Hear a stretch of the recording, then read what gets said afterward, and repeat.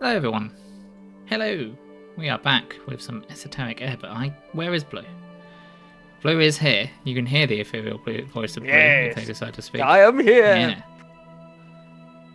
Blue died. Yeah, Blue did die. Why am I so small? Why am I? I'm really small. It's probably because you had to resize yourself when you were Cthulhu. I was Cthulhu. Okay, so two strange things. Sometimes you're just small. No, never. That's not true. That's not true. Look, it's cold, I swear.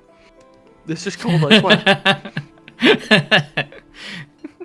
I was just browsing on my Morgause YouTube channel, and I was just sometimes I accidentally go on there rather than using my my other channel, my other non-disclosed private personal channel, and I was just browsing on there, and I was like, oh, I don't remember making this thumbnail for this video. That was there. I have a look over. So someone else is using the model. I was like, oh, that's interesting. It's like it's my twin.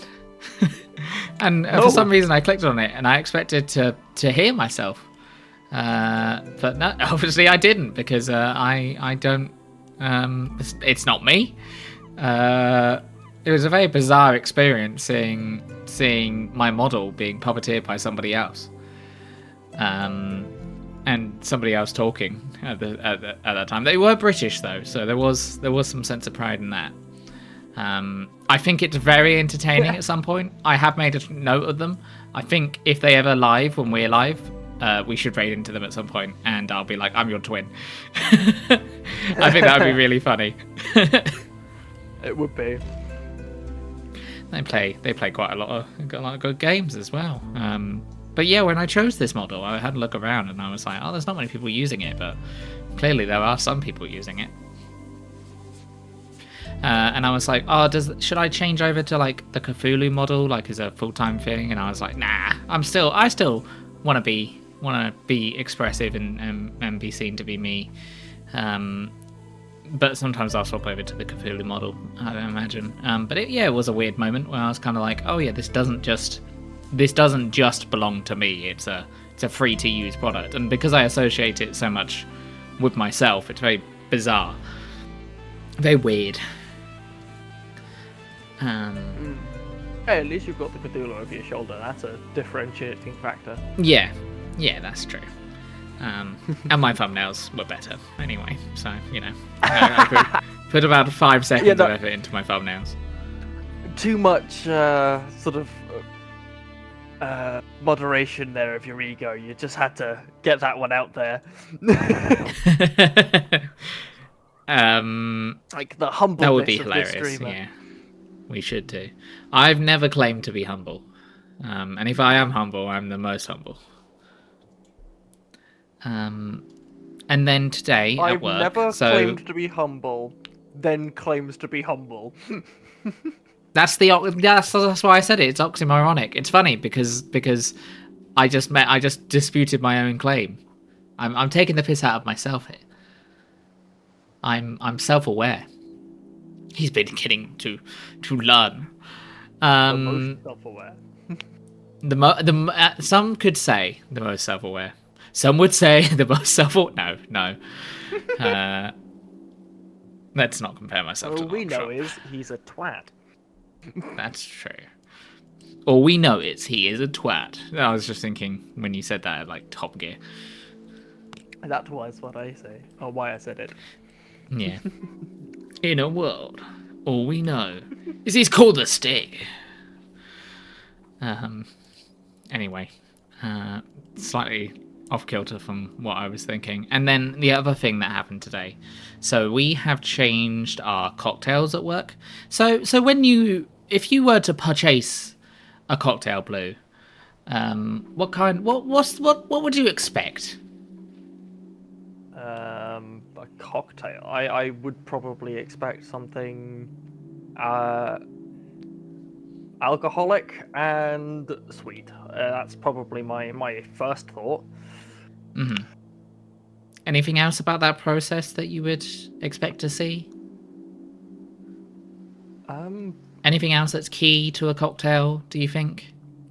Uh, oh, well, I'm gonna be honest. For starters, don't order that many cocktails. My drinks orders are like 2 items long. And for second of all, I probably And one of wouldn't those items like is expect rum. the bartender's cock to be in there. That's I don't know. Probably not in the name. So uh, when I think cocktail, I think like a drink mixed together, right? I think of like several different yes. ingredients going into one thing. So Yeah. that's what we used to do. So say I was making a sex on the beach.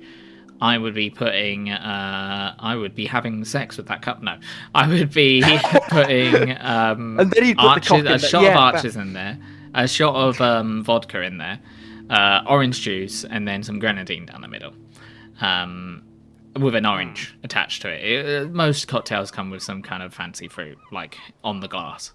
If you're even fancier, you might have like salt around the outside of the rim of the glass. Because it's flair, it adds flair. It makes it look fancy. So our new cocktails are they come in a bottle. They come in a glass bottle, and what we do is we pour them into a glass. So that's what they're doing now. We just pour directly into the glass. Thank you very much for the raid, Kite. Hi. How was the rest of Cool. Octopath? Sorry I didn't catch the end of it. Did you complete all those side quests? I was just venting about what I was venting about earlier about the cocktails. I'm so mad. But yeah, we sell them in like bottles now, and they're like not, you don't see the bottles. They're not like fancy bottles, right? They're not like a spirit bottle, so they don't look nice either. They just look like big bottles. I have like 20 more. Oh no, I thought you got like the final quest. Oh, you're gonna be there forever.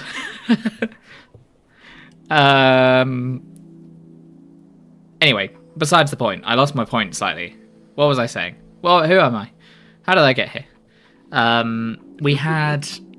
I had a party today for a bottomless brunch. So you get 90 minutes as a bottomless brunch to refill any drinks you have, but you have to do it as a round. So everyone has to finish it. And I had these, I think probably like middle-aged women come in and sit down. And I got told 5 minutes beforehand I was doing this brunch after having never done a brunch before. Oh my god, these women were relentless. Oh my god, they drank, like, as soon as I put the glass down, they'd be like ready for another round. They'd like down it. So I had to like, I was constantly like making these cocktails, bringing them over, getting their food order. And they were like, oh, we want frolics on the beaches and we only want that. And I was like, well, we're about to run out of that, so I can't do anything else for that. I can do that, and then we're going to have to move over to another cocktail. And they were like, no, this is unacceptable. And I was like, what do you mean it's unacceptable? And I was like, I don't have it. I would love to give you these cocktails, but I literally don't have it in stock. So they kicked up a bit of a fuss, and then they were like, so why can't you do it? And I was like, because we don't have the bottles for them. And they were like, what do you mean the bottles? And I was like, because we don't serve them like we used to. We used to just mix it together like a proper cocktail. And they were mega annoyed about it. They were like proper annoyed about it. So in the end, we just made them some cocktails the old way. We gave in, basically. We gave in to their demands and gave them exactly what they wanted. Aside from that, they were lovely. But they just kicked up a massive fuss about it, and it really kind of annoyed me at the time. If you've never worked retail before, I would highly encourage it to realize how awful the planet is, and all customers.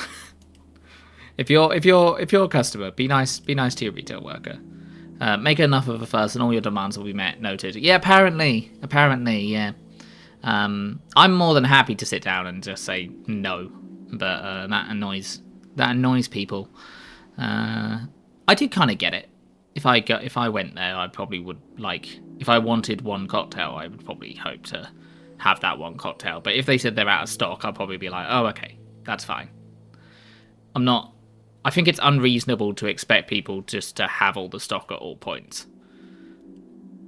You know, I don't go to like Tesco, and if they don't have like my favorite drink. I'll just get another drink. Like, it's not. Am I unreasonable for this, Blue? Is this unreasonable? Eh, I think as long as they're getting the drink that they're paid for, it doesn't really matter how it's presented. It's going in the same hole. I Exactly. don't know. Seems fine. And it's not like it wasn't like bottomless brunch, but you get one drink only. It's like bottomless brunch, but you have an option of drinks. And most of the time, people switch up the options and go for different things. But no, apparently not. Anyway, we're getting away from Esoteric Ebb. Oh, I did have thoughts about Esoteric Ebb as well. Oh, I left last session feeling very weird. I don't know how I felt about the last choice I made. Because I remember saying this at the time, I was feeling a bit uncomfortable with the ultimate resolution of it. If I had played that in a D&D session, I probably would have left being like, I don't know if I want to go down that path I went down. you did say that, yeah. And it kind of leads me into the whole like extra completionist part of games where you have to do every side quest and things, whereas I kind of wish I avoided this one. I kind of wish I didn't see the resolution of it, or I didn't get the outcome. And almost we've had the cleric mess up so many times with his flirting. It almost felt out of character for him to succeed. For him, well, kind of. It's yes, always starting a relationship through the idea of you doing something for them is not a good foundation for a relationship. It's transactional. But yeah, I left it feeling very weird about it, and I'm not quite sure how to feel about it. But nevertheless, we will continue. I need to share this with you. Let me share the screen. There you are. I think we left exactly where we left off. No? Yeah, no, sorry. Don't worry about it. Just trying to figure something out. Yep. Okay. I wonder if there's any things I can... I don't think there's anything else I can self-actualize at this time. No, I don't think so. Yeah, that was interesting as well. But yeah, I felt a bit odd about it. But I suppose we'll see how it ends up with the date. This is one of mine, I believe, isn't it? Yeah. Cleric, what can the AR do for you? She gives you her trademark smile. I spoke with Lisa. She drops her empty expression, giving you a relieved sigh. She's a good one. Where is she hiding? It's a secret. She nods. Yes, better if it stays between you two. Good job on locating her. Must have been hard. I hope you found what you were looking for. I did, and I've got questions for you. Don't worry, I'll answer. We sent Lisa to deal with a potential customer of the AR, but luckily she was not caught in the blast. She wasn't even there. Did you know about this meeting? I had some intel, of course. We've been in contact with this information broker before. But we were cautious. She was connected with both the Ilium and the Asgard radicals, a scary combo. And considering the nature of her contract with us and our previous talks, my guess is that she was trying to escape.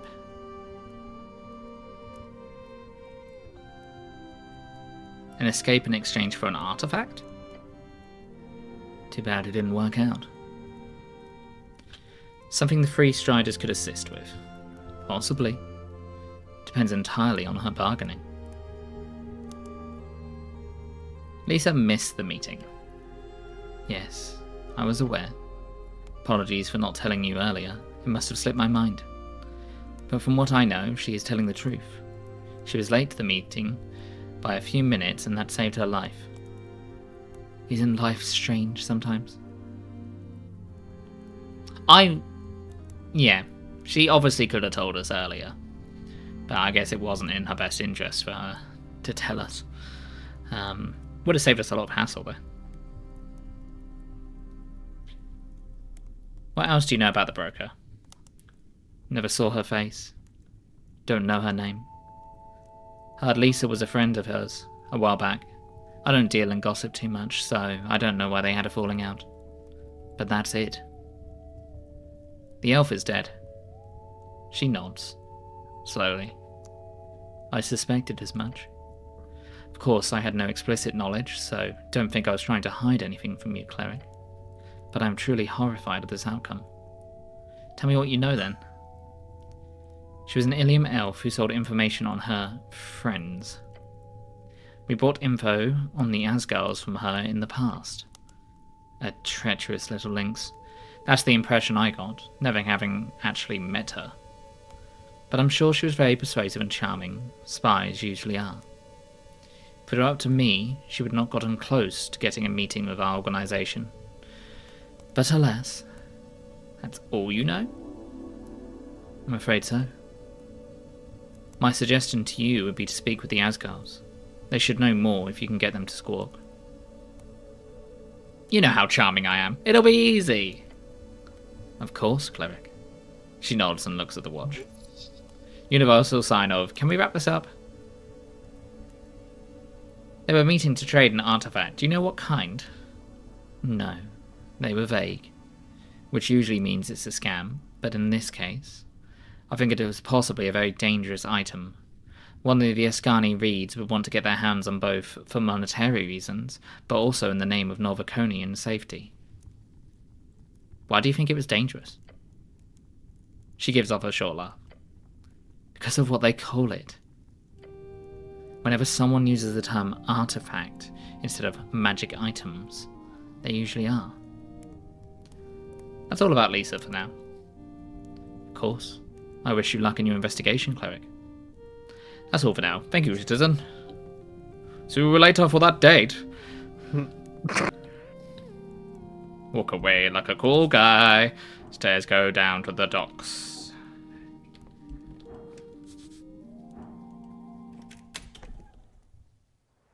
Going to go to the roof. I've already been here, going back down. Cleric, did you go the wrong way? No, I went the right way. I meant to do that. Oh, there is man. Oh, there's a dock worker. Let us behold this man with my constitution. Dwarf exile. Level 1 proletariat. A guy. Dwarf. Average height. Collected, down to earth, true to his feelings, decently smart, chill, cool, nice to animals. Not much else to it. Born from the strings of fate, the fate ever of eminence tyrants smile upon his step. For some very, very, very strange reason, this dwarf, if handed an object with a destiny set in stone, could automatically create phrase in very weird typography. Chaos, madness, a new chance to roll the dice. Everyone else, we get their alignment pretty quickly. His alignment has a high DC check. I was going to say, not always, but usually they are notable, yeah. Let us, before we discuss with this man, let's perform an augury. I augur. A string. Where will it lead me? There. I see it. It says... Wheel. Fortune favors me. As always. Because I'm the best. What can I steal from this man? Money. Good to know. Do you want this dog worker? Hey man!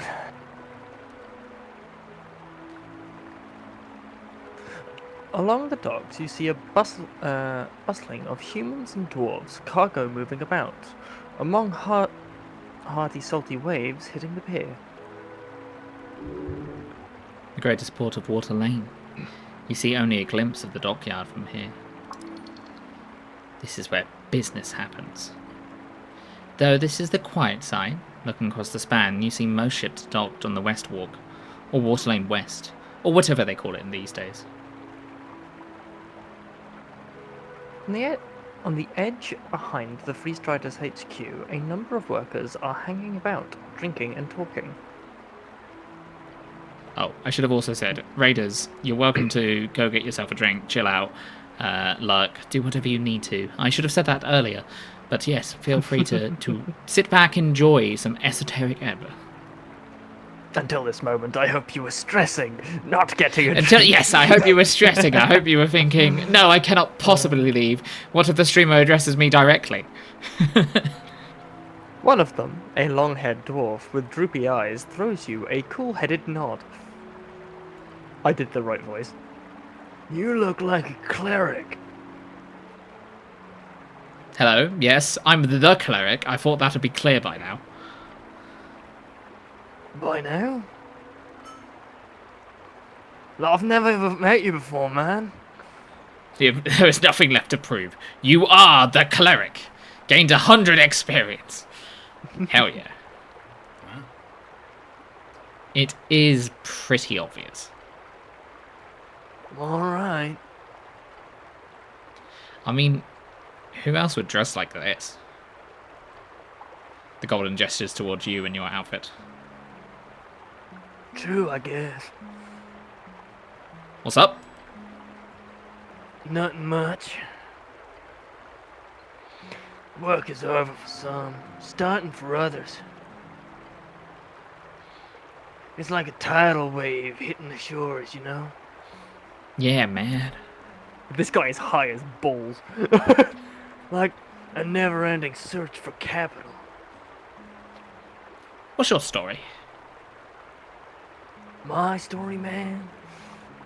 Yeah, tell me. Nah, I'm just being polite. Yeah, tell me. Holy shit. Fucking hell. I'm not that interesting, so let me talk for about 3 paragraphs straight. I just did like what most exiles did. As a VK got all stale and no one could find a job, we moved downriver. Earth was really cool back in the day with all that stuff. My dad told me and my sisters all the way down here. That's the word. We worked on a GSP, you know. I never got into construction myself, but since I finished school, I've been on the docks. Not here. Not here. I've only worked on Water Lane for a year or two, but I've been all over the city, really.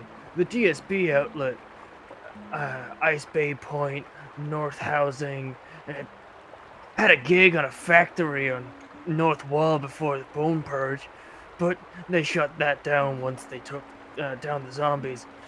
But yeah, not a huge fan of the Free Striders, but AR pays well, nice folks too. Beyond that, I'm looking for a wife at the moment. Jesus Christ. I had my eyes on this gal who worked in the hills last year, but she liked my friend Jagga more. I don't blame her. I like him pretty much too. He's got a cool mustache. Though it's getting hard to save up for a house these days, so not sure if I'll be able to afford the whole family life, you know? Mood, man, mood. I agree. I'm not that interesting, but... GSP Outlet, the main port in Devagri. GSP stands for Great Steam Pit. Cool place. You had a gig there at some point. But think about it too much or you'll get those gremlin nightmares again.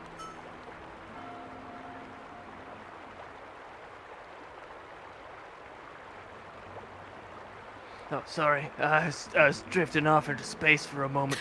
Maybe I should vote as Gallist. I didn't even ask this man what his political leanings were. He's just told me. I didn't even have to ask him what he's voting. Which is worse, because you didn't get the experience for the health back for asking him the question. Focus. Oh, you're done? Jolt. Ah, what a lovely story. Just nod. I'm going to be cool. I'm going to be like this cool guy. Just nod. Yeah. Yeah, man.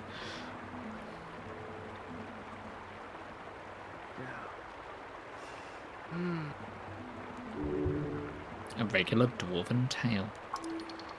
This is not a hustler.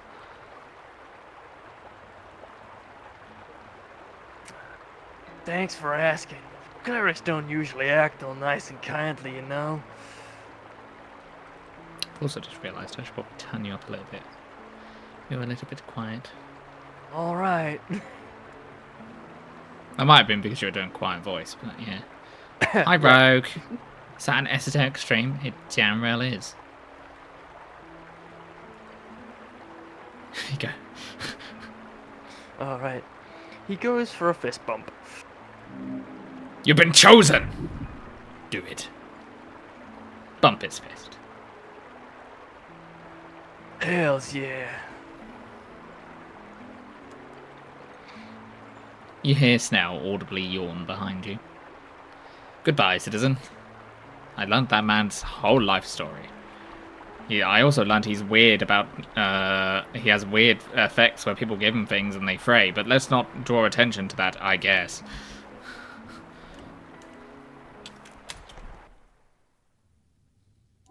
Ah, this leads. Here. Oh, you found the guy. Is there? Can I have him? Oh. Yeah. There's a bunch of coins hidden there, apparently. No? Okay. Oh, I didn't tell you this, but I don't know if you were here for that bit, but I fought some sand down here. Were you there for that bit? Maybe. I fought the was. sand again. At some point. God damn it. You got anything to say, mate? A guy. He keeps shuffling about. Okay, Oh god, never mind. what was his You don't voice need to again? voice him. Cool. You don't need to voice him. It's fine. He had nothing to say. It's like, uh-oh. Oh god. A mirror with something behind it. Did I look at this before? You approach the mirror, realizing that Vera is watching you quite closely. Oh yes, yes, there is. That's probably where the thing is hidden, the contract that the human boy is wanting me to get.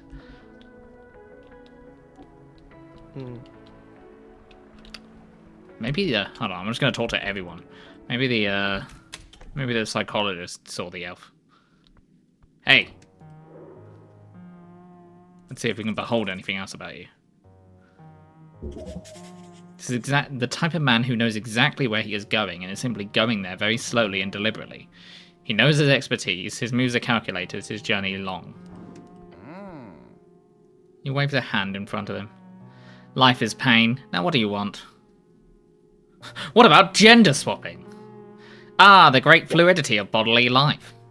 There's a bunch of laws about it, polymorphic stuff. I don't really care, really. It's more interesting to ask, what is the spectrum Joel set up for us?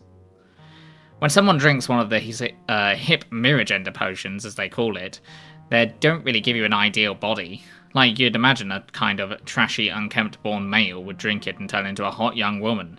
But this is not the case. The esoteric nature of it does create a sort of perfect mirror of the original drinker. So if the drinker was kind of slouchy and not so fit, the opposite gendered version would retain those features along with any aesthetic unfortunalities. He laughs. I would obviously be a not so great looking woman myself if I were to guess. But anyway, one of the things our draconic arcanist overlords did for us in the last era was discover and calculate the fact that this switch is absolutely not a binary. In biology, it somewhat makes sense. One either has or does not have the overarching male or female practicalities. Tits or cock, you know? But when you look on the inside, in your mind, it turns out there is an entirely other calculation happening on the spectrum of masculinity to femininity, or vice versa. And this is no binary, and whilst it is highly correlated with your body, is not aligned exactly. That is how you have, as I'm sure you've met in your life, highly feminine men and highly masculine women. So I was back and just heard that. What, tits and cock? Tits and cock. That's what this man said about gender. The more extreme ends here are absolutely statistical anomalies, but they're still very much real. You're saying it's complicated. Yes, somewhat. The most interesting part is this mental gender spectrum state we all find ourselves on. They appear fixed. At some point during childhood, it's determined exactly where you find yourself, how manly or womanly you end up being as you grow up. And Jaw, I do not believe he came up with this. I believe he simply modelled strings to follow the same pattern as the rest of reality. His structure allows us to see this precisely. I will not hydrate. I refuse, because I just drank a load of milkshake and I'm all filled up with milkshake and I feel a bit sick actually. So no, I will not hydrate. I will hydrate later though to make up for the hydration lacking now. But thank you, Cetron. And when a person drinks a mirror gender potion, their physical binary existence is flipped, yes, but in their mind, it does not move one bit. If you are a man, you drink the potion, you come out being a man in a woman's body. But what if you're the world's most feminine man? You'd be the world's most normal woman, in a woman's body. Same with a masculine woman. She would become no different in mind and body from the average man if she drinks it. Our statistics show that something like 90% of people lie on the bodily correct side of the spectrum, and only a few percentage are anywhere close to the average on the opposite side. So while some bitch and moan about, oh, this is trickery and fakery, if one were to switch out their bodily reality and so on, it seems to just be a question of some people wanting the bodily reality to conform to their position on the spectrum. Of course, some people do it just for kicks and boners, but that I see is just the spirit of curiosity and wonderful debauchery. And don't get me started on sexuality. That is entirely separate, but highly connected, of course. Can of worms. Very interesting discussion. Oddly topical. Especially the, some people bitch and moan about this trickery and fakery, if it would switch out their bodily reality and so. But I think it's a very interesting way of looking at it. I can't really speak much to the not feeling like in the correct gender experience. I don't know whether I would describe it as such as being a feminine man and usurp, because I'm quite a feminine man, and if I suddenly turned into a woman, I don't know if I'd be entirely comfortable with that event or feel like I was in the correct place. But I do consider myself to be a very feminine man. And I don't know whether that would be exactly the same on the other end. So I don't know if I agree with that statement. I do agree with the whole idea of, well, some people would just do it for because they can, Shits and I think giggles, that's fine. Yeah. I think if it was so easy to access, if you could just buy it from Tesco, if you could just go in Tesco and just take like your energy drink that swaps your genders, I think people would do it. Like I think people would do it just to find out, just to see. Yeah. I think that's a pretty normal thing. So I suppose it's an interesting one about how it would work in a fantasy realm, because you're also having that kind of a layer of fantasy of Jaw made it this way, but also it doesn't make any sense, because if Jaw made it this way, why do people feel like they're not necessarily in the correct bodies? I mean, it could also just presume that Jaw messed up, or Jaw just saw it how he wanted it to be and made it that way. And then sometimes people don't fit within that binary. It's an interesting conversation I didn't expect from randomly asking about gender bender potions. Interesting. And I have to have an opinion about this. I believe we should say in the physical shape we were born into, polymorphism is foul. People should apply their physical realities to align with their mental ones. As long as you're not hurting anybody. As a wizard, I believe if you have the power to change your reality, I choose to change bodies because I can. I must do so because I am super powerful wizard. Interesting take. People really should apply their physical realities to align with their mental one. I agree with that. Not necessarily in a in a trans debate, although I do agree with that in a trans debate. I also just think, like, if you were playing The Sims and you were customizing a sim that you had to look like yourself, you'd probably add a load of different stuff that you wanted to wear, or if you wanted to wear makeup, or if you wanted jewelry, you probably would. Why not? Why not do that in real life? Yeah, accessorize your body to be as comfortable as you possibly can is what I think.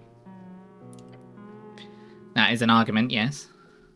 And the state should enforce it. And we should have the freedom to do it if we please. And we should have... No, the state shouldn't enforce that you go into the... How would that even work? I suppose it's so unnormal from our normal reality. If you were figured out that you felt like you were in the wrong body, and if the state enforced that on you, I mean, I don't think it's right. I don't think the state should be forcing anyone to do anything except like not murder. You know, the basic laws I think we should definitely keep, like don't murder people. That's something the state should enforce, that you don't do that. Yeah. What a weird thought process. What a weird situation. That sounds like the setup to a YA fantasy novel if ever I've heard one. That sounds great, actually. I'm going to start writing it. And we should have the freedom to do it how we please. What a liberal thought. I'm more of a, if you excuse my use of this vulgar term, liberal pragmatist. Whatever makes people happy without hurting others. But anyway, he sniffs while cleaning his glasses. That's all for now, thank you, citizen. I was going to ask about the elf, but it's clear that you don't know. Be gone. I mean, I be gone. I leave.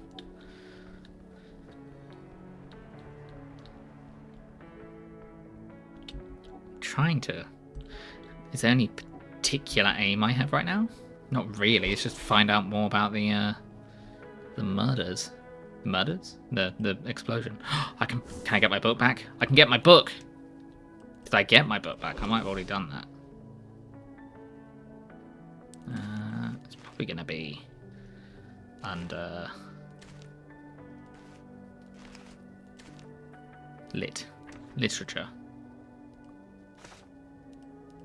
No, but he's not open right now. Yeah, it opens at sundown. Damn.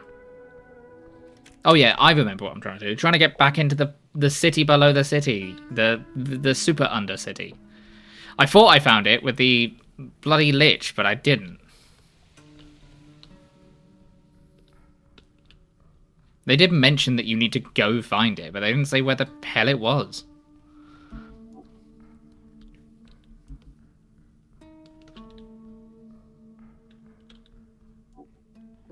Well, we're here.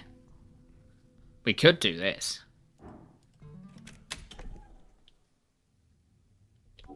There's no one here right now. Oh, we've got a riddle we can solve. Why are there barrels blocking the way? Let's see if we can hear it again. I kind of did get a bit of a... When we raided into someone the other time, I did get a bit of a spoiler about this, so... But it was along the lines of what I was thinking anyway, so I do kind of know the answer to the riddle we were given before. And it was as Rogue said before, I believe. Yes, it was. I remember. Oh, more interesting stuff. She is not being exploited. Whatever deal she struck with the tavern keeper, this beast of jaw could break it at any moment. None of them hold any power over her, yet she cannot leave. Resentment. Anyone sane, with even a sliver of mortal understanding, would feel resentment after being stuck in one spot for a millennia. Ozis is the oh-so-powerful creature, feels a hint of resentment towards her masters. Perhaps is why she entertains this fleeting moment.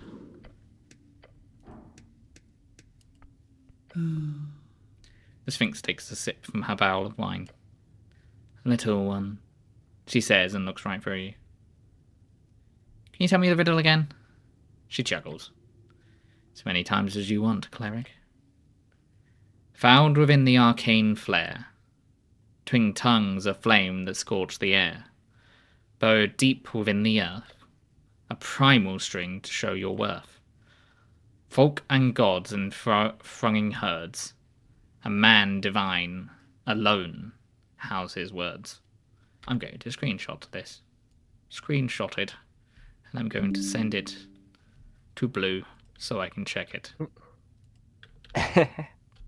Or I can get Blue to read it back to me. Indeed. As many times as you want. So it's going to be Arcane, Primal, Divine. I've got cantrips. Okay, I want to be where you are so I can get up there. You stare at the barrels. Huh? Yeah, those sure are barrels. Hey, Ozers, can you move these? I want to get up on the stage. No. Why not? You see, you see the giant Sphinx point to Snell. Him. Me. Him. You want him? She sighs. I'm sorry, Goblin, but you're not allowed up here. Only the cleric is. Sure. I have no problem with that. But mind if I ask why? She smirks. I do mind. I will not answer that. Oh, interesting. Clearly this is a hint to solve the riddle. You must perform some kind of act on stage in order to fulfill the requirements. The Goblin shrugs. Well, if you're doing some Sphinx riddle solving, then I guess I'll leave you to it. Good. I'll come pick you up later. Go solo for a while. I'll be in the garden. Glances at the smiling giant Sphinx. Don't rough him up too bad, yeah? Oh, I would never. The Goblin shakes his head and leaves the chamber. Well then. Get on up here, cleric. Can you move these now? Yes, yes. Welcome up. Don't touch my feathers. I'm highly ticklish. Neat. My. Did something already happen? Interesting. Okay, what's the first... Oh, hold on, never mind. Arcus Tech. Incredible machinery. Is that a speaker? Maybe. Here's a stage. What was the... Oh, I have Mage Hand up, so that could be one of them. What was the first one?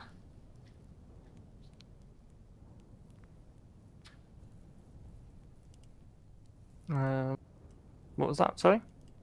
What was the first highlighted word, the first big word? Because I think it's the big word. Found within the arcane flare.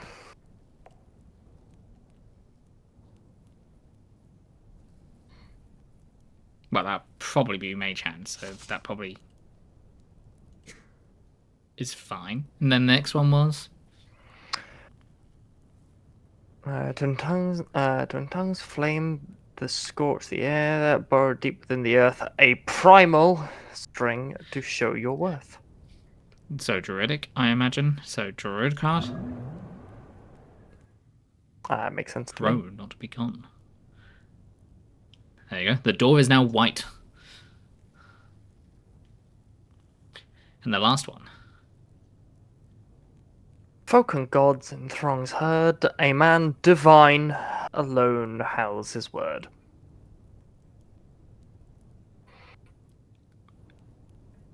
Divine. Divine? Is Thaumaturgy divine? Interesting. Can I do... It has allowed... Yeah, sacred entities and locations, because it's slightly different in this. So, Thaumaturgy. Open! A grand entrance. Or exit. And I rolled a 7, and I gained a hit point.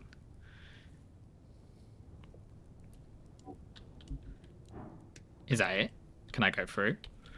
Oh, I can. I did not expect that. I thought I was going to walk into a wall. Okay.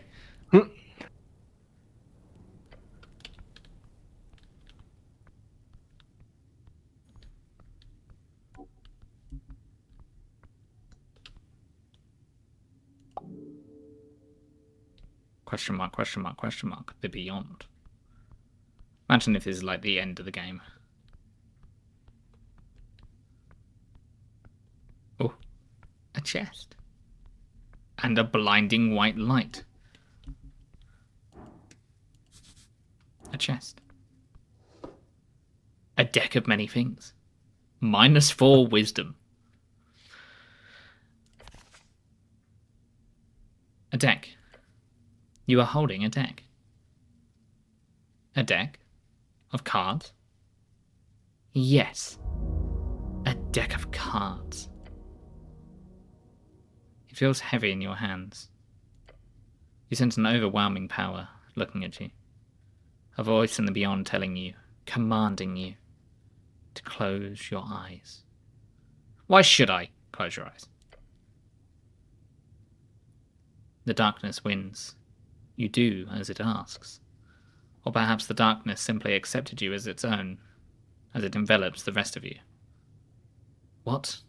The deck of cards is still with you. Should I draw from it? You could do that, but it is wise to not. Am I dead? No, not this time. But you have been moved.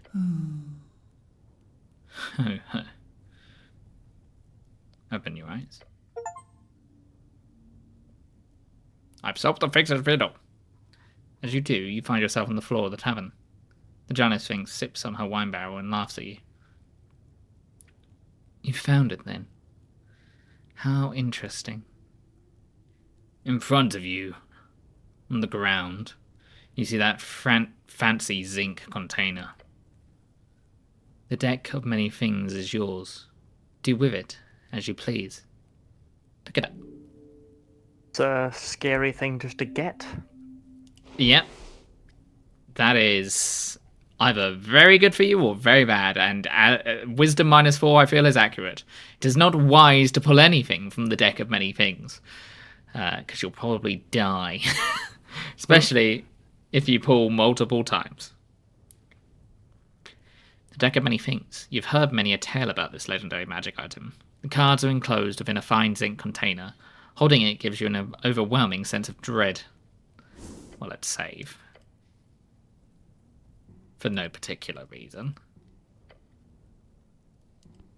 And let's examine it. You take out the deck of many things. It is heavy in your hands. One card juts out invitingly as you hold it up. Let's do it. Let's draw a card. Is it dangerous to draw a card? Yes.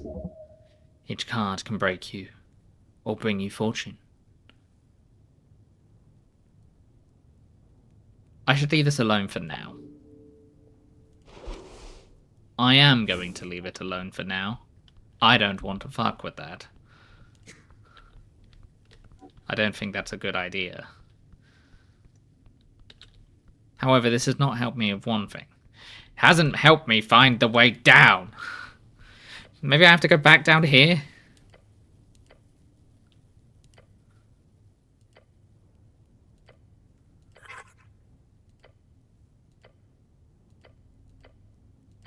I've already seen this. Already seen this.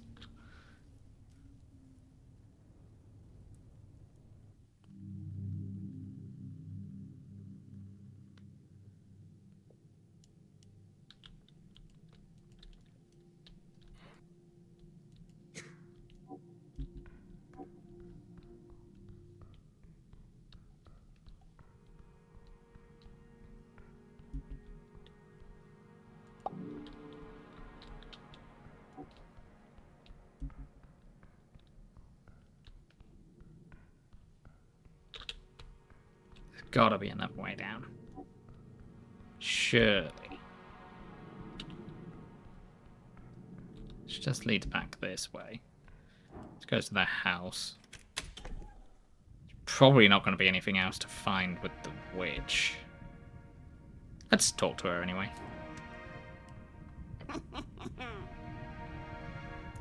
You got that? You got that voice cue? Oh, yes. I'm trying to remember what voice I did for her last time. You did kind of old crone. It was an old crone, yes. Yes, it was somewhere around You definitely did yeah, because you kept asking me to do the laugh. The cackle. For more questions? Can you make me a wand? Well, have you gotten my lingonberries yet, cleric? No, not yet. Then no. All right, understandable. Come back when you do. Oh, that's all right for now. That's all. Sorry. I thought maybe you forgot. Do you still want that pie? Yes, but that won't make me make you a wand.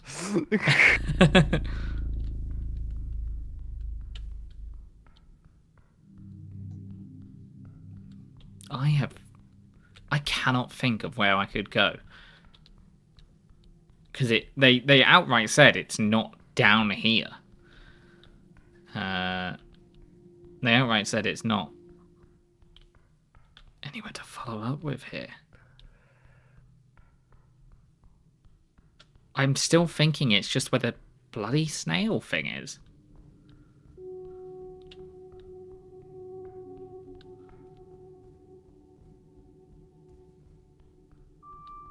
Snail, move. Well, good luck, snail. Never mind.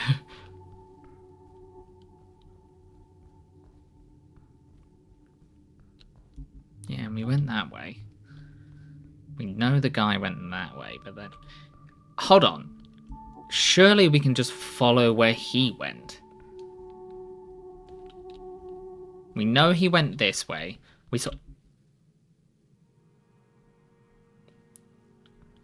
It's this guy. He's back. Oh. Why is he what here? you got. Show me what you've got. Show me what you got. Around going after another guy dressed in yellow. Okay. How bizarre.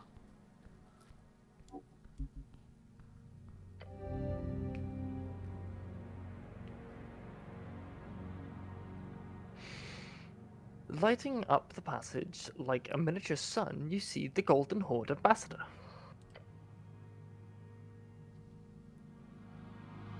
How lucky you have to have run into you here again, cleric.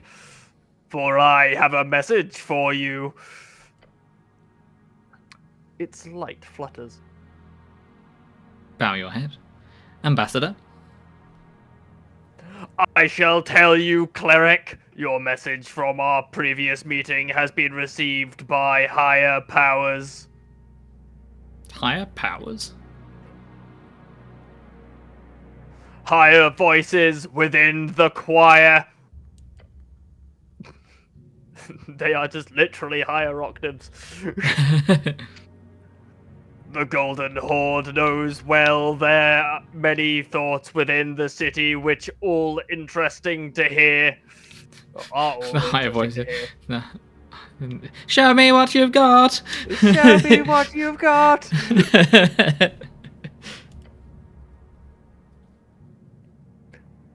If we were to require such thoughts of a Norvic cleric, I shall be sure to keep you in eye.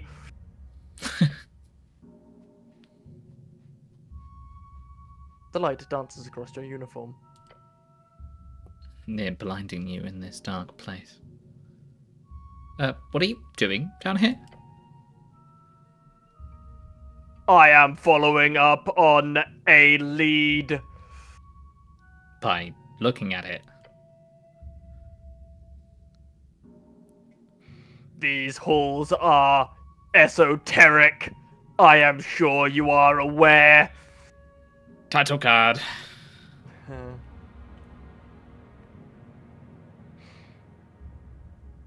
These are... Oh, wait. While these skulls are simply the work of your recent ancestors, these rocks contain something else entirely. Look at them.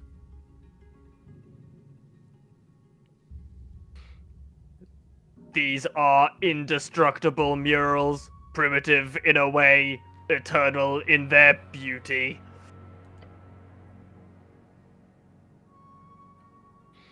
The choir wishes to have them recorded. That is what I have done. They send an ambassador to look at some cave paintings. Yes. Archaeological endeavor I gladly perform. The light grows and then shrinks. Why? Unless there's something of great value, because there's kind of a being within the walls, because we've talked to it. So maybe they're threatened by it. That's possible. It's also interesting that they recorded is an interesting one. Like, it doesn't seem. Did they record directly from their eye? Probably. That probably is the case. This is probably. Well, they're celestials. They're angels, like the other angel, just in a different way. Interesting. And I wonder if there's any kind of. Don't know. There's like a Sam Raimi-esque director in me that's like. There's a whole thing about eyes, and this guy has one eye, whereas the other angel has many eyes. I don't know if that has any relevance or anything, but it's interesting. Do you have a permit to be down here? No. No. I have immunity. Diplomatic immunity. So you can just do crimes? No. However, if you wish to bring this minor issue up with your patriarch, I will receive it in haste, I promise. Mm. You're not anything interesting whilst down here? Nothing I can disclose. So nothing then. The light simply flutters. Nah, fuck. I thought that by fuck. I have some things to take care of, so. As do I. My dealings are complete. Thank you for this conversation, cleric.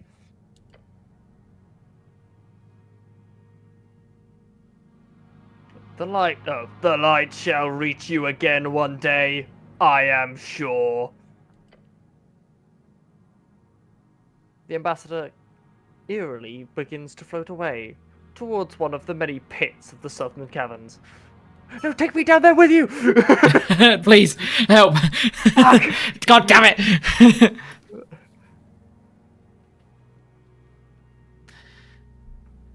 The radiant light leaving along with any trace of light. Cool. God damn it!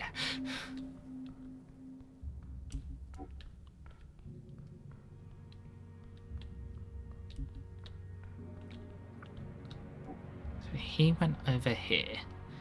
Didn't deal with this fucker. Didn't die to this guy. Went up. Don't know if he went up here. Probably didn't go up here. Can't go back that way. Already dealt with this situation.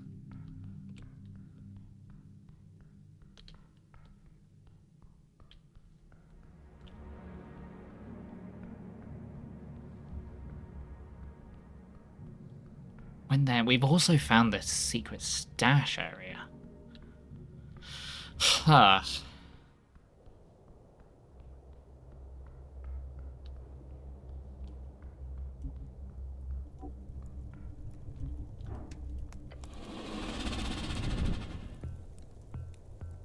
I'm just going to see if he's got anything else to say. Yep. Oh, there we go. I do actually have something else to say with him. I hope you remember what voice you gave him. Great greets, human. Yes, I remember. I've captured all of the rat Kraid. Hand them to the monster one by one. Kraid did not ask. Beast who asked. The beast speaks, the rats rush from your grasp. One after another. Oh, I'm not saying these things. The 5 rats immediately rush to crawl under and all over and around the beast. I figured you'd want them to hang out with you. The beast stares at the 5 happy rats. Kraid does not care. But it does remind Kraid The hulking monster grabs something from behind a crate. A decapitated head. That of a massive bird-like creature. Oh. He tosses it to you. The scent is strong. This can't be good for your image. How manly. Thanks.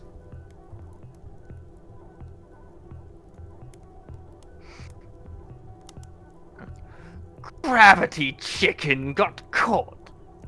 Raid eat all, but cleric can have trophy.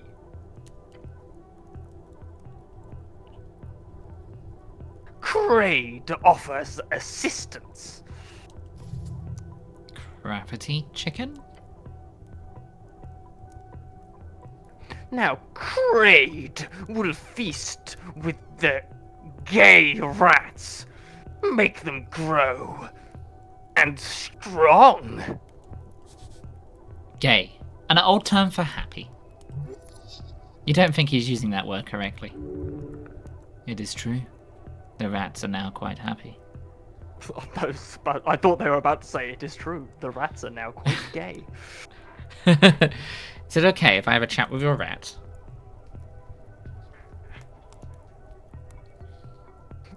Kraid has no problem with intra-species fraternization. That is a hard word to say while doing the Kraid voice.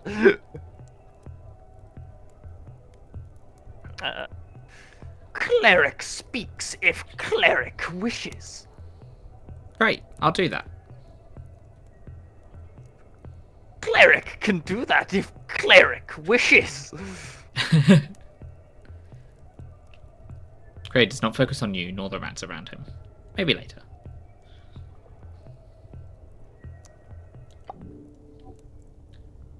But I want to talk to the rats. Let me... Hold on, maybe I need to...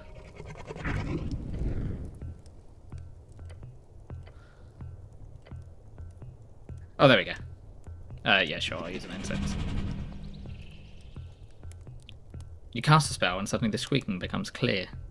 5 distinct voices, all talking at once. Hold on, and then we can do this justice by speaking at the same time. Are you ready? Oh god, okay. And we're doing rat voices. 5, 4, 3, 2, 1. And if we break those chains, the workers' paradise will be right around the corner. Around the corner. Fuck. 5, 4, 3, 2, 1. Oh, You fool! You fool! Giving into foreign ideology will destroy everything we have built. I think. Can't we just all be friends? Can't we all just be friends? I will posture check. I will posture check. I will sit up slightly more straight and get very close to the microphone. There we go. Friend. Oh wait, no, hold on. I think it is multiple different people speaking it's just in each one. one is a different rat. Yeah. Ah, well, we've decided on this now. 5, 4, 3, 2, 1. Friends, now how naive. Naive, fuck. Native rats. If you just let the market decide, we wouldn't need any of this. The rats are debating. The rats are trying to mimic each other as they're debating. Mock play. Mock play turned inanely real. Ha! Passionately. Oh no. Clear your throat. The debate stops. 5 tiny heads snap towards you.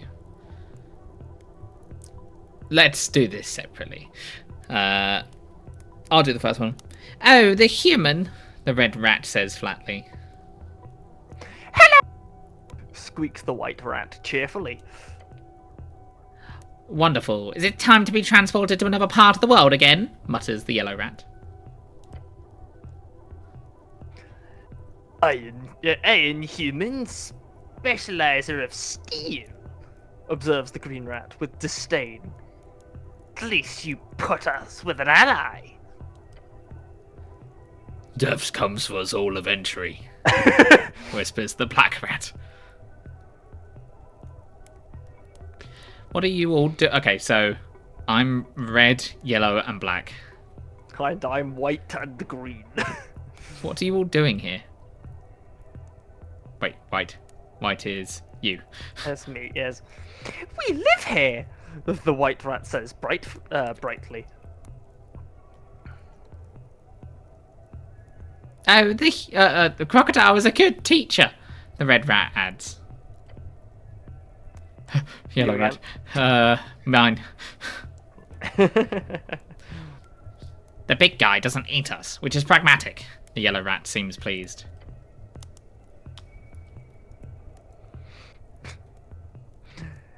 A temporary alliance of convenience, the green rat sniffs, until the revolution. They're the political parties. They are. I see it in its eyes. One day it will be food as well. The black rat intones. You're having political debates? You're red. Ah, yes. I'm not. I'm white and green. What? You're red. Oh, I'm red. Crocodile is a You're good red. no, yeah, that's right. This is this line though. Obviously, the red rat puffs out his chest. The future depends on us and our ability to.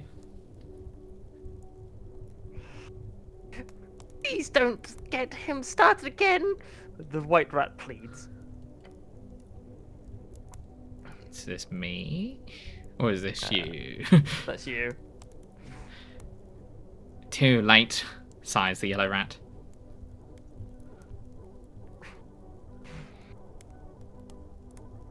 Fascist. The green rat begins. Nothing but a fascist. None of it matters. The black rat whispers. Hello, Constitution. See what you've done? The white rat wrings its paws. What do you think of Kraid? Oh yeah, sorry, I thought that was Creed saying that for a second. The crocodile, he's terrifying! The white rat squeaks. A strong figure, bespeaks tradition, the red rat says approvingly. You. Me? Yep. He's got a solid business model. Theft, cooking, occasionally violence, the yellow rat admits. I dig it. A tool of oppression, but at least he's honest about it, the green rat mutters. Death incarnate. I respect that. The black rat nods slowly. Do you all have an order in which you reply in? You seem to be pretty organised, all things considered. The rats look at one another, clearly confused.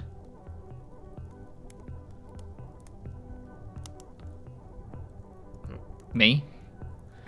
Oh, no, that is me. Crocodile, he's fine, the white rat squeaks. I do not collaborate with traitors, the red rat says.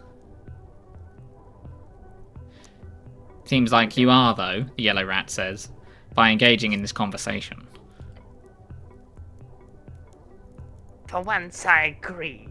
I also do not collaborate with oppressors. I say the last thing. The black rat also says, lastly. Do you all get along?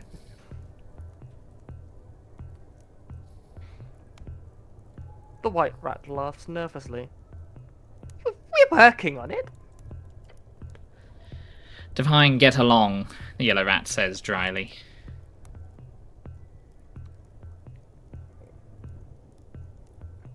We tolerate each other's presence, the green rat clarifies. Barely, adds the red rat. We are united in our inevitable doom, the black rat offers.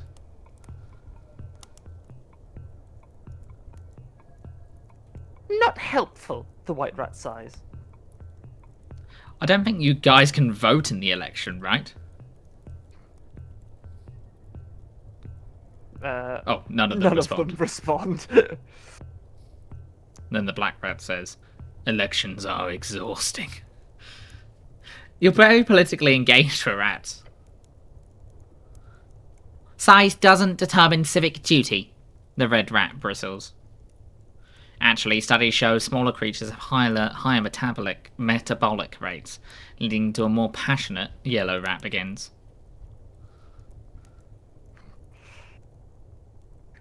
Are you seriously going to justify capitalism with biology? The green rat interrupts. We do not play for love, do we? We do not grind pieces of cheese and copper together for the sake of flesh against flesh. Not a bad idea, actually, Yellow Rat responds evilly. Please don't start this again, the white rat begs. Prostitution is a difficult subject, the black rat says quietly. Think about hopping into the discussion, then change your mind at the last session. Good. You really don't want to start rolling around with cheese eaters. That's how you pick up all kinds of ideologies. Was it okay that I brought you all together? Yes, we are very happy about that, the white rat explains. None of the other rats look happy about that. Great.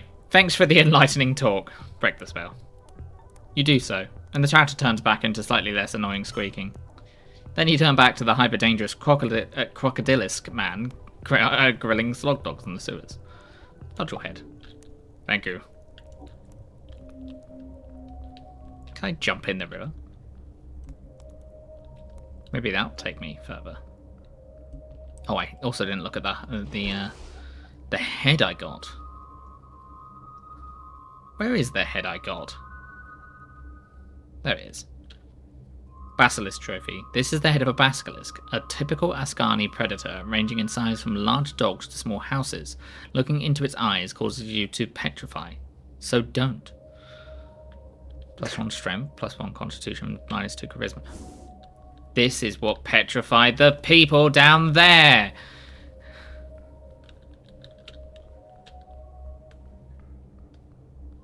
And that's the crocodilian killed them. Killed it. It's all coming together. Completely irrelevant to managing to find our way down further down though. But it is interesting factoids.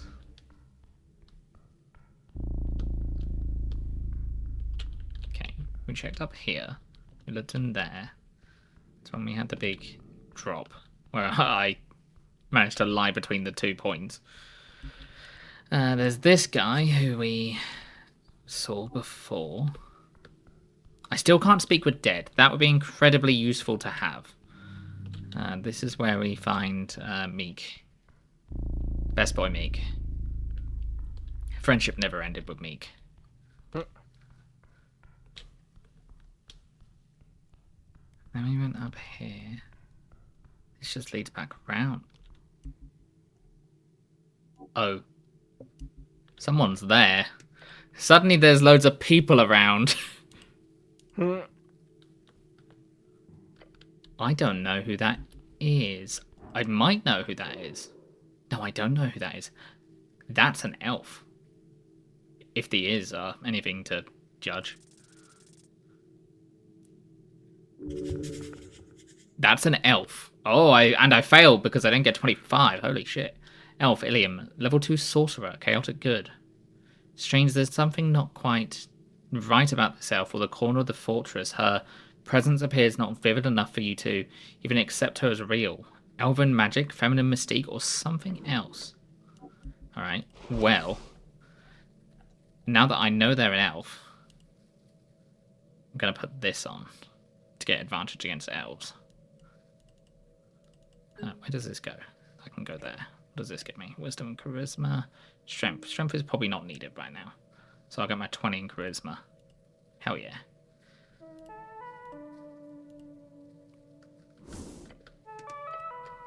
Okay. Hi, elf.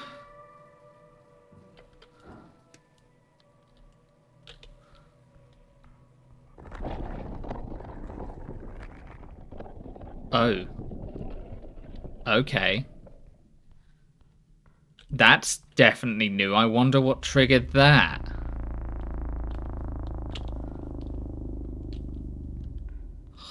Huh.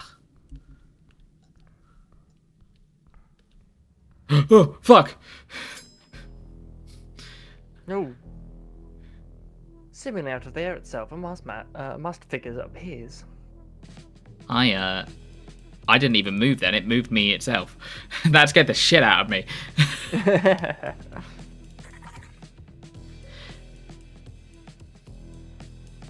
Yes. Bad vibe behind. I took off my strength gauntlets for advantage against elves. Fuck! The intimidating shadow stands ready to strike with the dagger in hand. And I don't have Snail with me because I did the riddle. Alone. Time shortening. Fray near. You should not have. Maybe I had to be alone.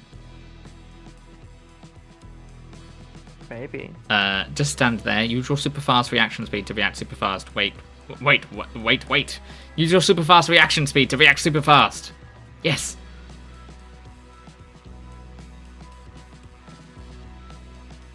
But the assassin moves faster. Not even a roll. No. You should not have come here alone. Get stabbed by a shadowy hexblade. The cleric died in that musky passage, his blood seeping into the moss. Get an instant death. He should not have delved so deep alone. One day, maybe his prayer will be answered. Wow. Wow. I did not expect the game to give me an instant death at any point. Holy shit. Wow, okay. That person must have been very... Yeah, end of the string, get an instant death. Huh.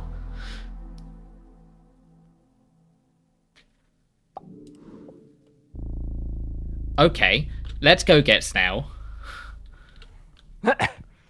Is he still going to be there? Yeah.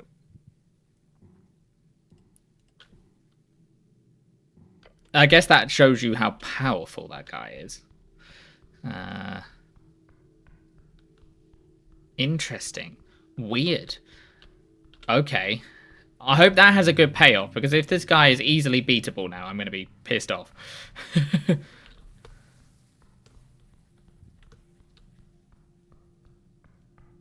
No, that's the level 2 sorcerer is an illusion for sure. He even kind of described that within the text. So, how the fuck do I get out of here again?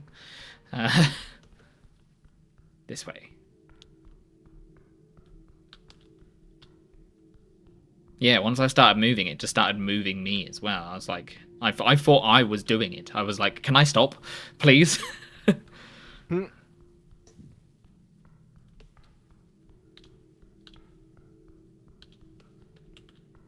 Yeah, what's the trigger for that? What occurred for that guy to appear? I guess progression of plot. Oh, I pissed someone off. These are both very possible.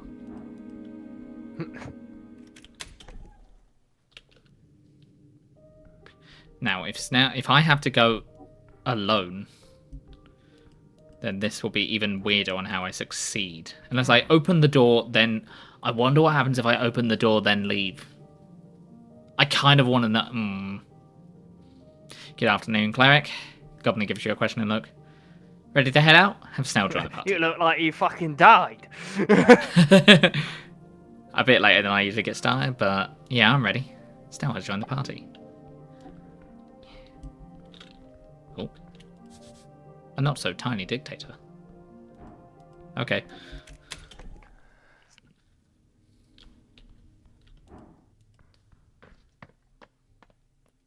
I'm going to keep my advantage against elves thing on because I did that before.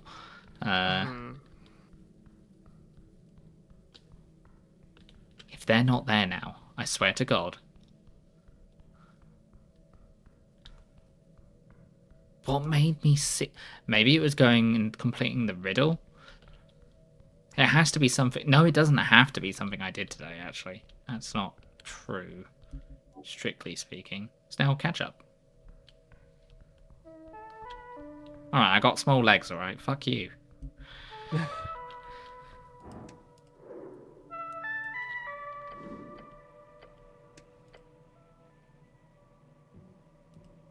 Is that meant to be the elf that died, maybe? Maybe it is.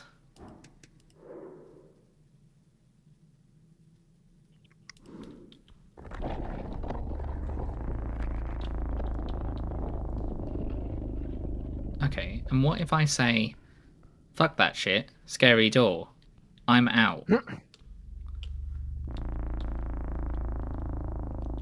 Nothing.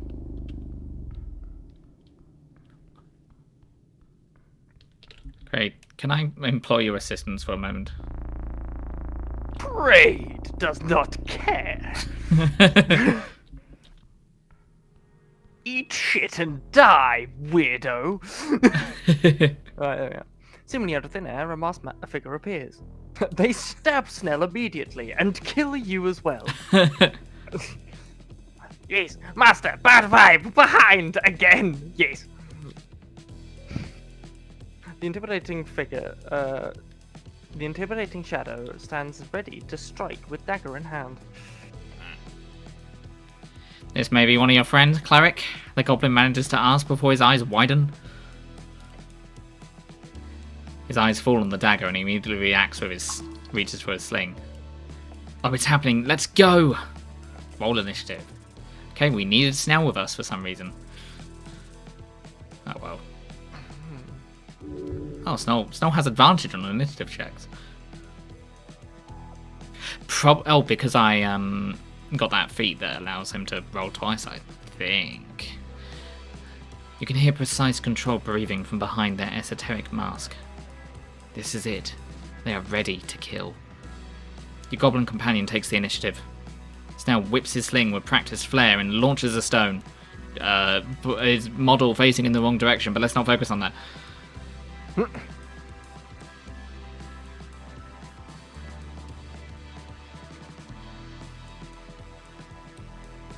Blue. Oh, yep, sorry. The assassin flips backwards, trying to dodge it, but it connects nonetheless with a sickening sound.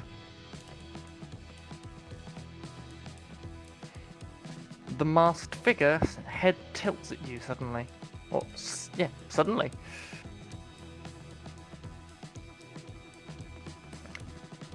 A flick of the wrist, a quick motion with the hands, and a dark energy surrounds you.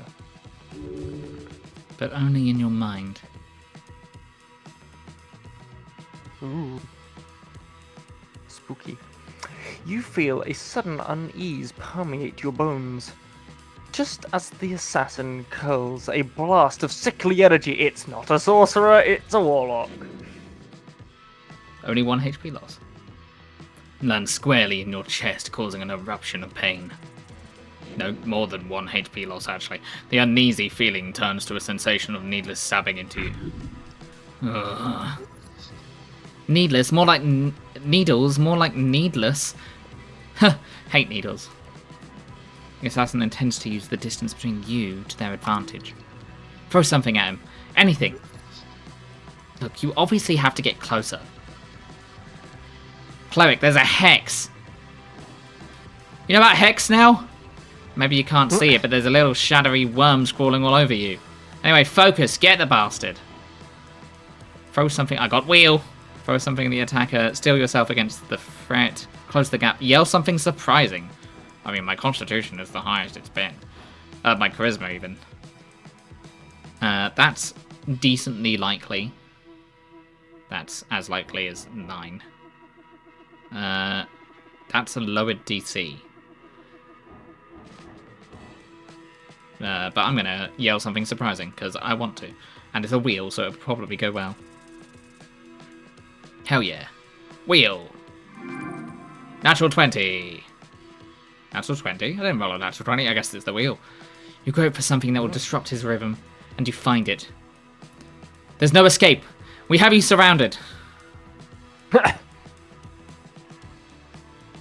The assassin jerks to attention and glances over both shoulders. You can see he believes you, and he's distracted by the possibility. You're a good liar. Playtime's over. You will not allow some filthy sneak to kill you. You are in danger. Cleric, you've been hexed, yells the goblin, whirling another stone. Yes, I heard that the first time, Snell. Yes, but you need to know again. The stone misses the masked one. They glance sharply at Snell.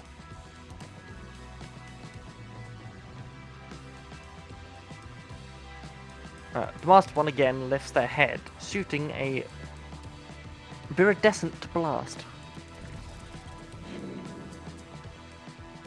You endure the pain as best you can. Then the uneasy feeling of sharpens and slices at your nerves. I think it's time for a prayer of healing out of turn order. I'm cheating. I appreciate it, cleric. You need to get up close and personal. Move forward within reach of the assassin. That's enough. That's perfect. What are you going to do? Punch! Disarm him! Consider the nature of the magic. Disarm him. They are distracted. 13. Lady Fair, it's a woman! You take a step forward and using both hands quickly push his wrist one way and the flat of the dagger the other. The dagger pops out of his hand and lands on the ground a few steps away. You catch him gasp with more panic than you'd expected. That dagger is critically important to them. An heirloom? No, it's tied to their being. It's a hex blade. All three of you are beginning to tire. Beginning to tire, much like a bicycle being used for the first time. This one won't be interested in jokes, never mind. The end is near. Snell sprints forward at the assassin and tries to slide tackle his leg.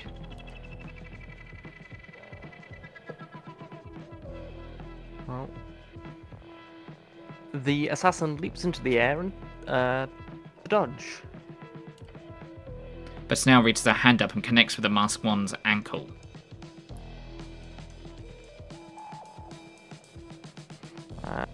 The assassin tumbles to the side, almost falling prone. What a sidekick.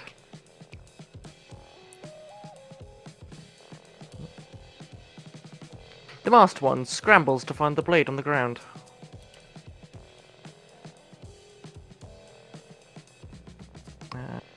It takes the assassin a few precious seconds to find it. End this fight. Now! You can disrupt that blade's magic string. That blade's string. You have the capability. That mask could be valuable to have, and knowing who's trying to kill you is usually a good idea. Grapple. Disrupt the esoteric strings of the dagger. Grab the mask. I want to grab the mask. And I fucking will. Because I rolled a really good check. You feint low, then reach out suddenly with both hands and connect with the mask. You give it a yank and it peels away from the assassin's face. It tumbles to the ground.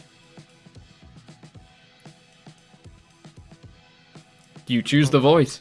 No! Oh, wait. No! You see the assassin's face for a moment. His face. Her face. Why are you doing this? Hey, what the hell's... She scowls and says, you. Then in an instant the mask is returned onto her face like a materializing mist. What? This poor child.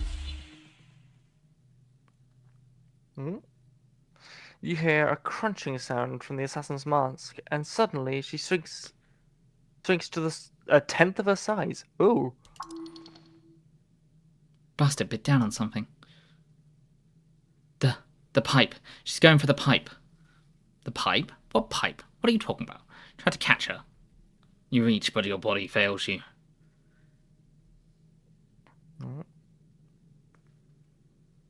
Oh, this pipe. The tiny little assassin holds onto the pipe. Hops into the pipe. Hops into the pipe. Stare in shock. You feel disappointment. Fear for the future. General confusion, really. Look. Snell points towards the stairs behind you. They go down. Far down. But the assassin got away. Feel pain as you breathe. Yeah.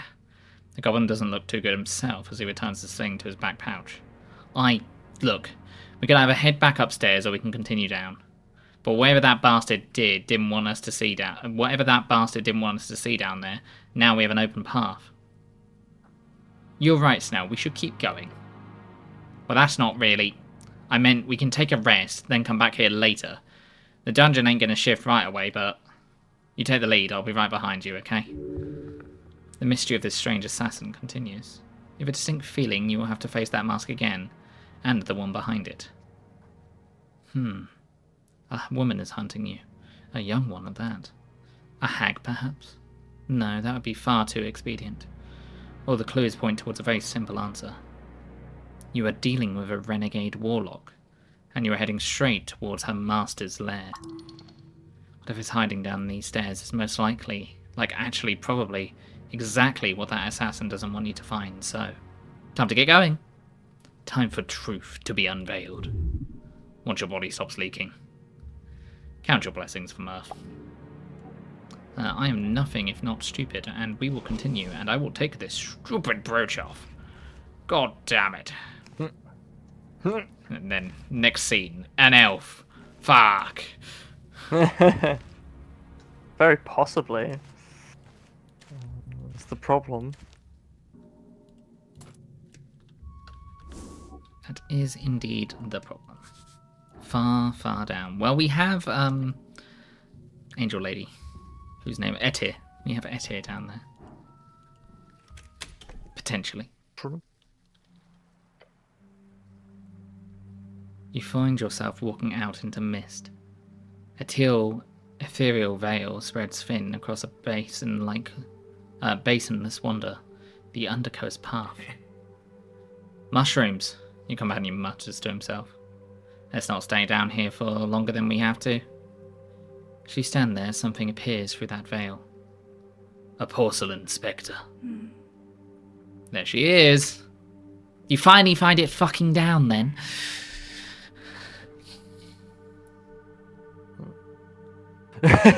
Finally found your way there. The shards of her broken wing gently flutter to the damp chasm winds as she descends from above.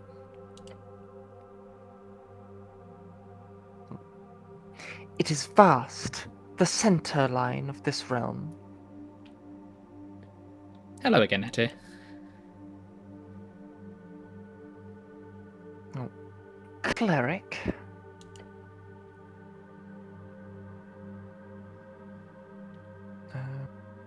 The angel spins around in the air and places a hand on her sword. It is time for you to die!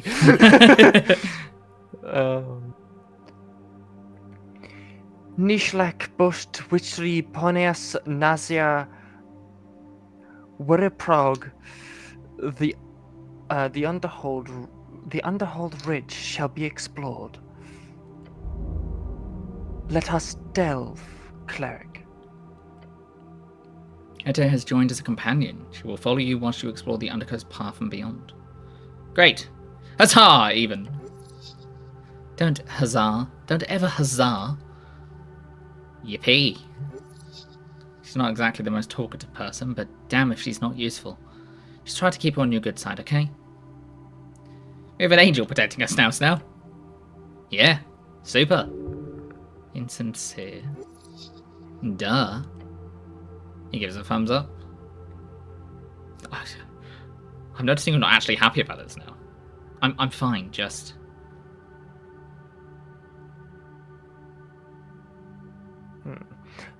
Telepathic voice enters your mind. Snell and I have worked with goblins previously. Your kind are hardy and industrious. Well, I have. Yep. This will be a fruitful cooperation. Do not be afraid. He rubs his temples. Sounds great.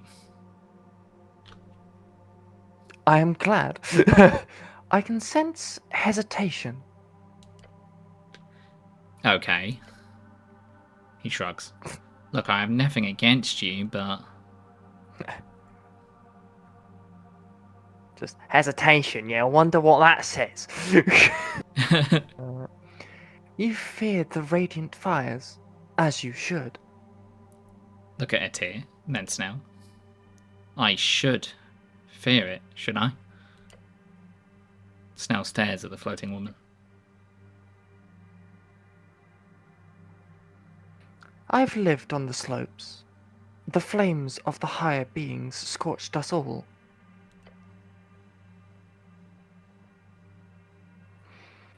She raises a hand and summons first Spark.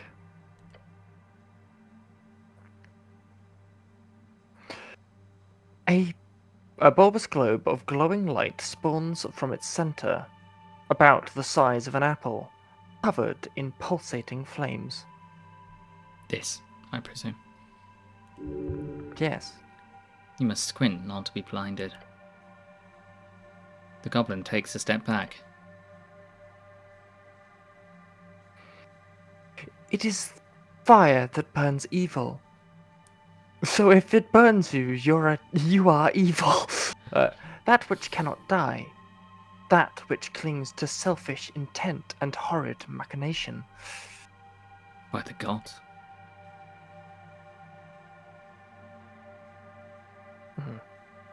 She clenches her fist. The fire in an instant is put out.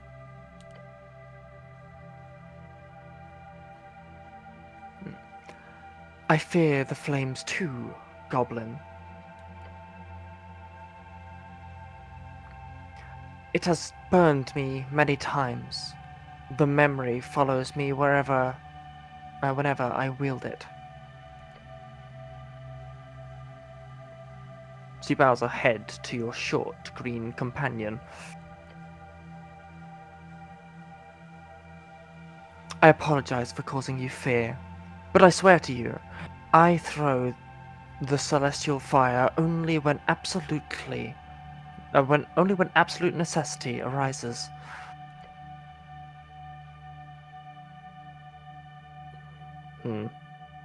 For it is a power most foul. Stare at the angel. He clicks his tongue. Some sweat rolls down his brow. I believe you. It's cool. He struggles to find words. She really stunned him. Damn.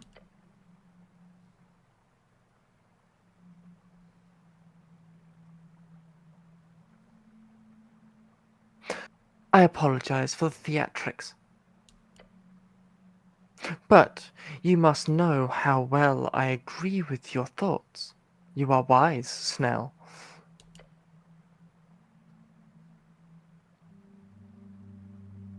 And my flames, while dangerous, are mastered by me innately. You need not fear. Goblin takes a deep breath. Got it. I'm happy you're here. Good. Now let us serve well. He folds his arms and looks out into the mist. Yeah, let's do it. So you're just coming with now? I am cleric. Here on the Undercoast path, at least. Why not upstairs too? I have business to attend to. If you are to roam the city. Translation, I've got better things to do. Do you have any info on this place?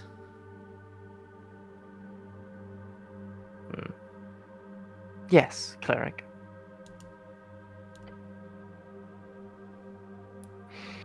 She points towards the east, Beyond the pillar lies a complex of Tollincattle origin. It has a wicked aura. She then points to the west. Down the path, there is an esoteric pocket, of the biome kind. How strong are you in a fight? Can you handle anything we find down here? No, cleric. The beasts of this ridge are not so easily vanquished, even by me. I am no cherub, nor can I match even a young dragon in combat. Being unable to solo a dragon isn't exactly embarrassing.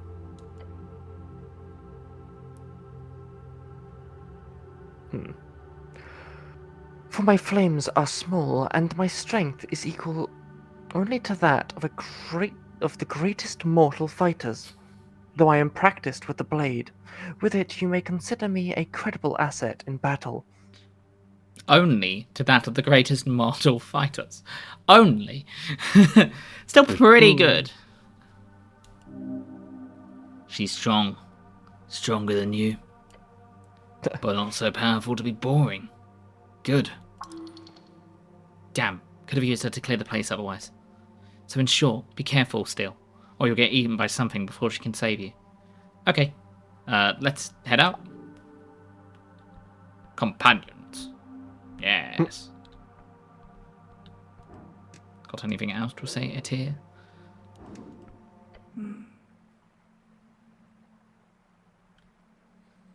You approach the angel. What is the matter, cleric? This actually probably is worth proceeding. How many times have you been down here? The Undercoast Path, as it is known, is not a place I travel to often nor lightly.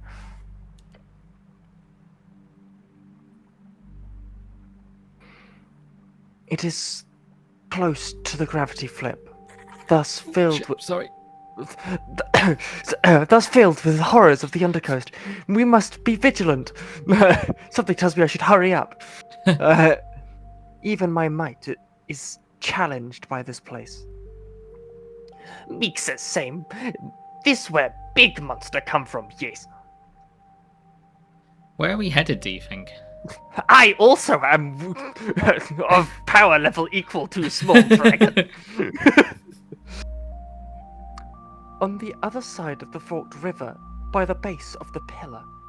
By the base of the pillar? It has an end!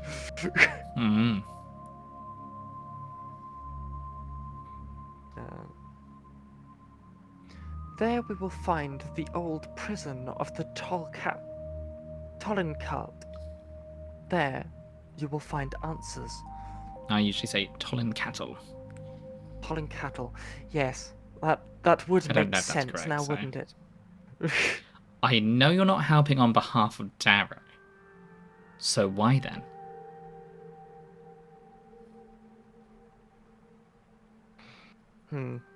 I assumed my intentions were clear, cleric. I'm here to help. Out of the goodness of your heart? Partly.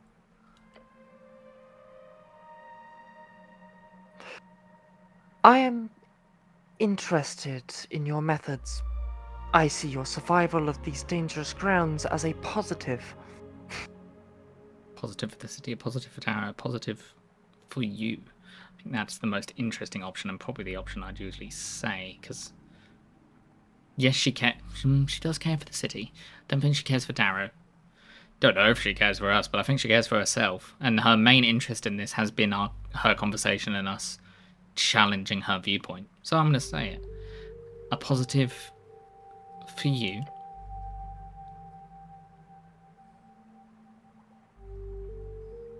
If I'm lucky, that could be the case. What I want is I want. Her voice stops for a moment. And she says, I want to learn something about humanity. What is love?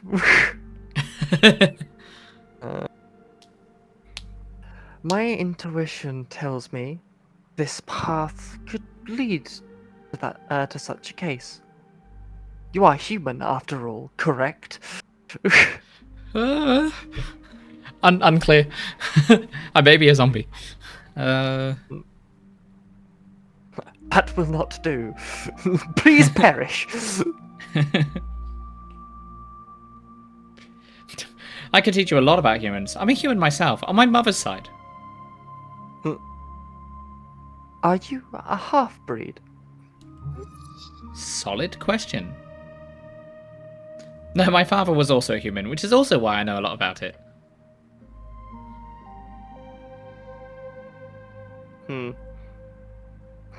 Cleric, why are you lying to me? Sorry. I see.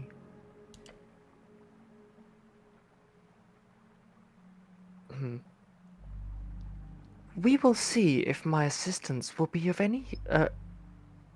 in any way revelatory. Her help is sorely needed. Weird. She's a bit confused, trying to act cool. Kind of?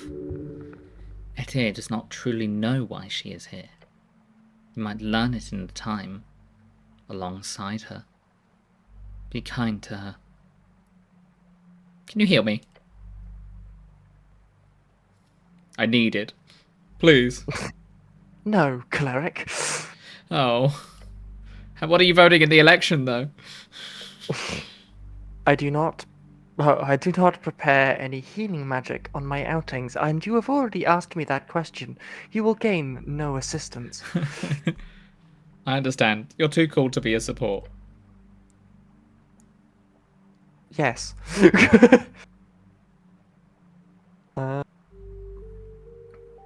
That is not the reason.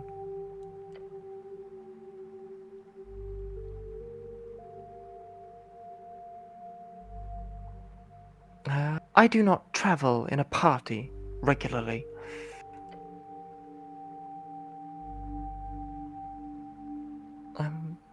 I do not require any type of physical healing during my regular duty.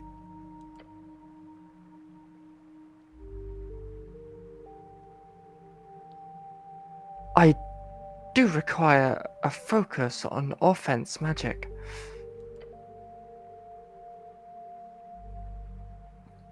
Thus, I do not prepare any healing. I see, you're simply too powerful to acquire healing then. Drop it. But you do know how to heal, right? Push it. I'm going to push it. But you do know how to heal, right?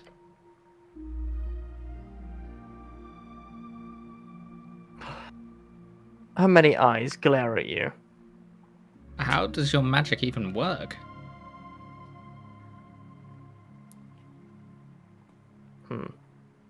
I cast via innate magic.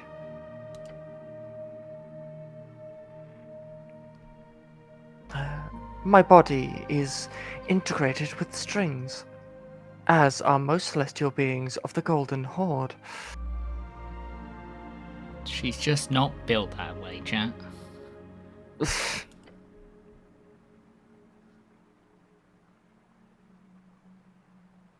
Unlike a wizard, I do not prepare spells. Unlike a cleric, I do not get them channeled to me. I wield the strings myself, from internal connections. That answers my first question. You never learned how to heal, so I'm not going to ask it. How would you expand your magical abilities in that case? I get no I get no telepathic message. Are you unable to teach yourself new magic? My body has innate magical abilities.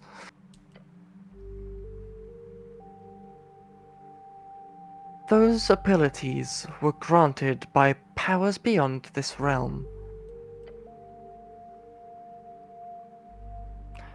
That is not something one molds. It is something static, divine, which will never fade. How can I feel Zafkiel bringing this up if somebody asked them like to cast a spell on them and they're like, well, God just didn't build me that way. I simply cannot do, and it would be 100% correct.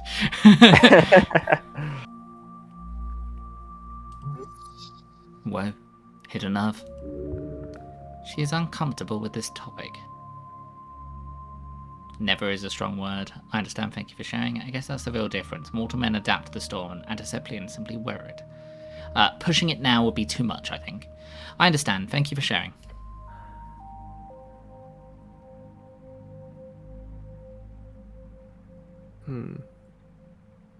How many eyes look at you, silently? How long have you been living in the guard tower? Not long. Only 5 years.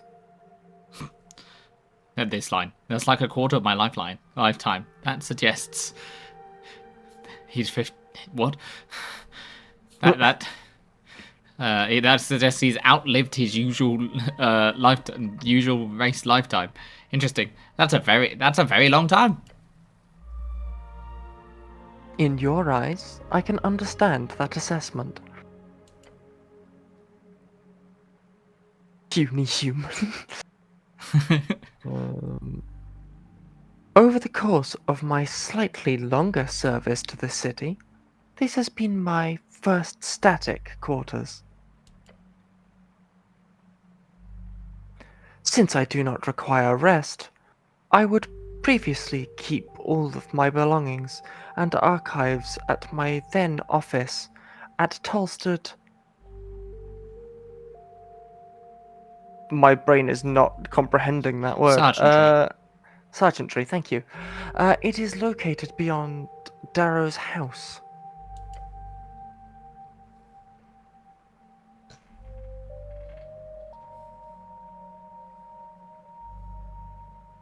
However, my presence was not appreciated over time. That several Earthguard members reported me as a disturbance. The same issue arose during my time at the palace. As such, I was eventually granted the guard tower. It was procured by the magistrate in order to deal with these issues. I assume they were afraid of you. It seems that could be the case, yes.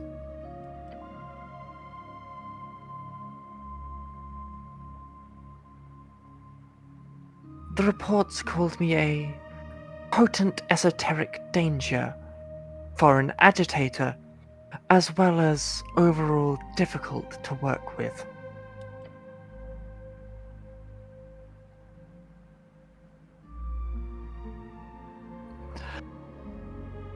I was not given a chance to argue with these reports, and as such, my only option was to agree. Oh, that's sad. No, it is sad. It's for the best. You're too exotic to simply mix in, after all. You intimidate them. Not sure what anyone should do in that case. Don't listen to them. They're the ones bad at communicating clearly. I mean, true, by the sounds of it. That shitty Earthguard politicking always is. Don't listen to them. They're the ones bad at communicating clearly.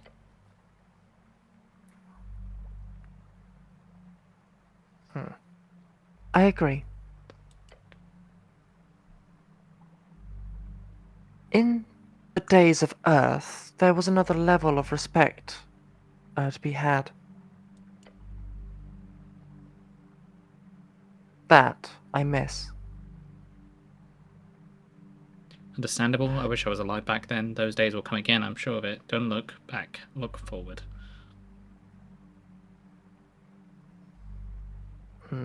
Understandable.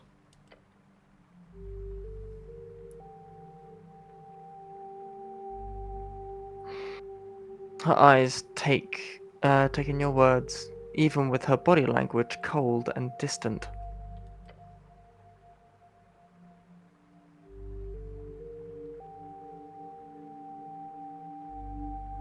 When she said, when she says in that monotone telepathic voice, "What else, cleric?" Let's keep going. I'm going to save, and we're going to take a quick break. Go get hydrated and such, and we will be back in a little bit. So, see you in a little bit, chat. Hello, welcome back, everyone. We are back with some Ebb. Yes. Though I do have something very important to report as we're coming back. What? No.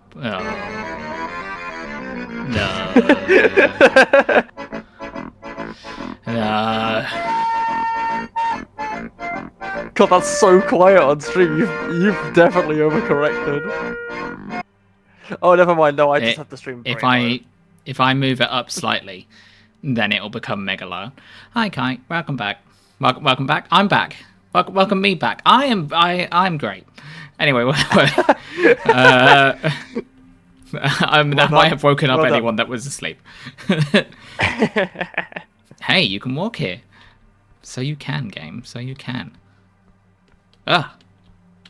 I'm on top of the building. Do do do do do do do do do do do do. You ever play Spider-Man 2? That's what I remember that from. The never-ending Spider-Man 2 pizza games that were just impossible. Oh look, the little druid guys are down there.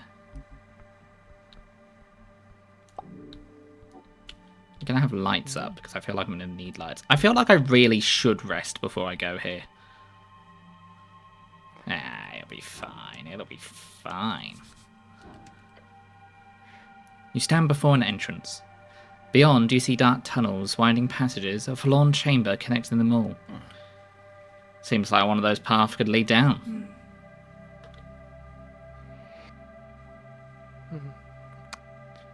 This is correct. This is true. This is true. This is correct.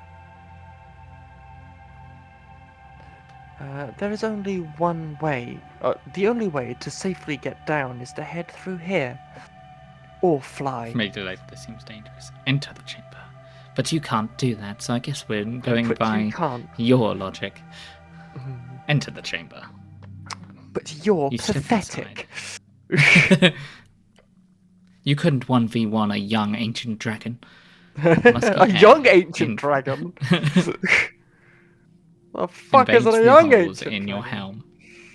I don't know, but it's just it's a young that's true. That's oxymoronic. No, it's an ancient dragon is like a type of dragon, isn't it? So, no, an ancient dragon is an age. If we're going by D&D logic. Yeah. I stand by what I said. A young ancient dragon. Time's not linear. The air is thick with pollen. Let's not linger here, okay? Thank you, Cetrin. I will hydrate. I'm no longer feeling ill from my milkshake. This is exactly the type of place where poor clerics get gutted by Ankeg's Grix, or... What are those land sharks called again? Bullet. Yeah, one of those. Alright, which way, cleric? A young ancient dragon is an ancient dragon in its teens by ancient standards. Exactly. No, we're not justifying this. I thought you'd tell me. Do you want me to choose? I've been running behind you all this time for the very explicit reason that I assumed you literally would not follow me if I walked in any direction. Oh, I didn't realise. I'm sure you didn't. Now pick a direction.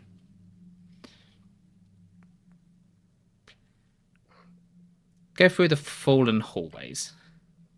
You move into the collapsed hallway, stepping over rubble and rotten timber. Watch your step. The floor is uneven, Treacherous. Stone debris everywhere. Ancient construction. Fallen to ruin. This place has been abandoned for decades. Maybe centuries. A clicking sound echoes from the walls. Oh. Ah, fuck.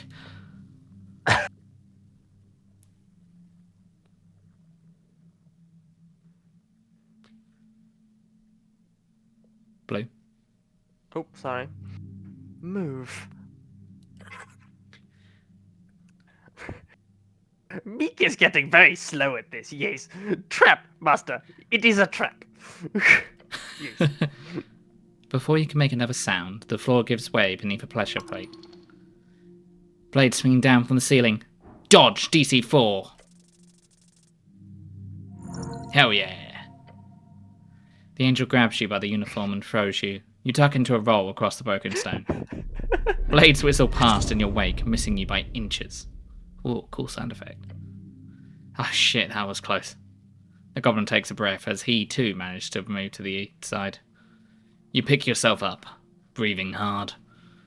The passage ahead is clear now, the trap spent. You find yourself in a low-ceilinged chamber. Water drops from somewhere above. The sound echoes in the enclosed space. I think we're close. The goblin is correct. You can see light flittering in from a passage ahead. The exit! However, there is another path, descending into darkness. Explore the burial grounds. Risk it all for some potential loot. Just head for the exit. Hey, let's explore that larger chamber before we... Let's explore that larger chamber before we leave. You want to go down there? Of course you do. If you think it'll help, fine.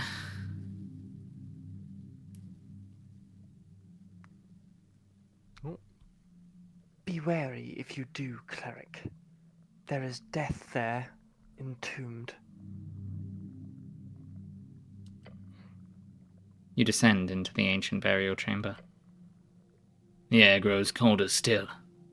Rotten. Walk through the cracked entrance. The doorway appears to have been sealed for millennia. Yes, actual millennia.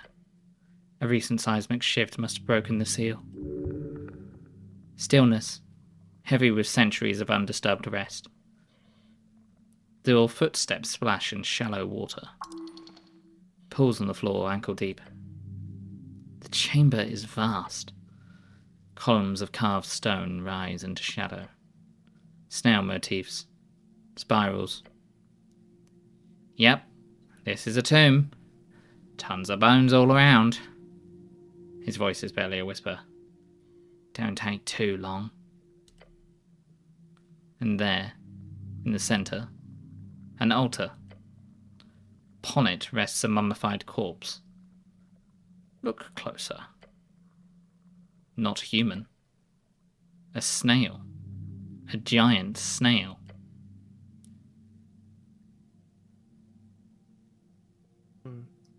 Careful. Its shell is crystallized, preserved. The body itself is wrapped in ancient cloth, covered in strange runes. One of his appendages is extended, held out. In its grasp, a ring, entirely silvered. Even from here you can see it glowing faintly. What is that thing? A dead snail? A really big dead snail?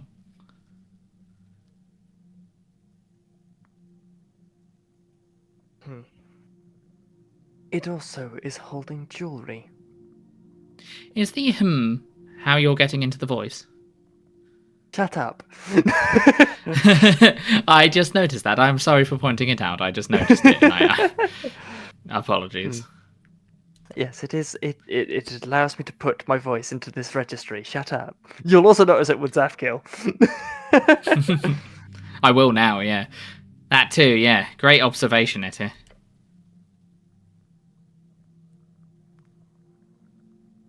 Thank you, Snell. You didn't do it See, that then time I did because it. I pointed it Then out. I did it. No, then I did it with a click of my teeth. It does the same sort of thing. It's just sort of a disapproving sound. That's how I get in. Examine the ring more closely. You step forward. The water ripples around your feet. The ring is silver, inlaid with small shells and blue stones. Look around the chamber. Your eyes scan the space. More altars, smaller ones. Other snail corpses, a whole congregation of the dead. Make a decision here. You stare at it. So, are you going to take it?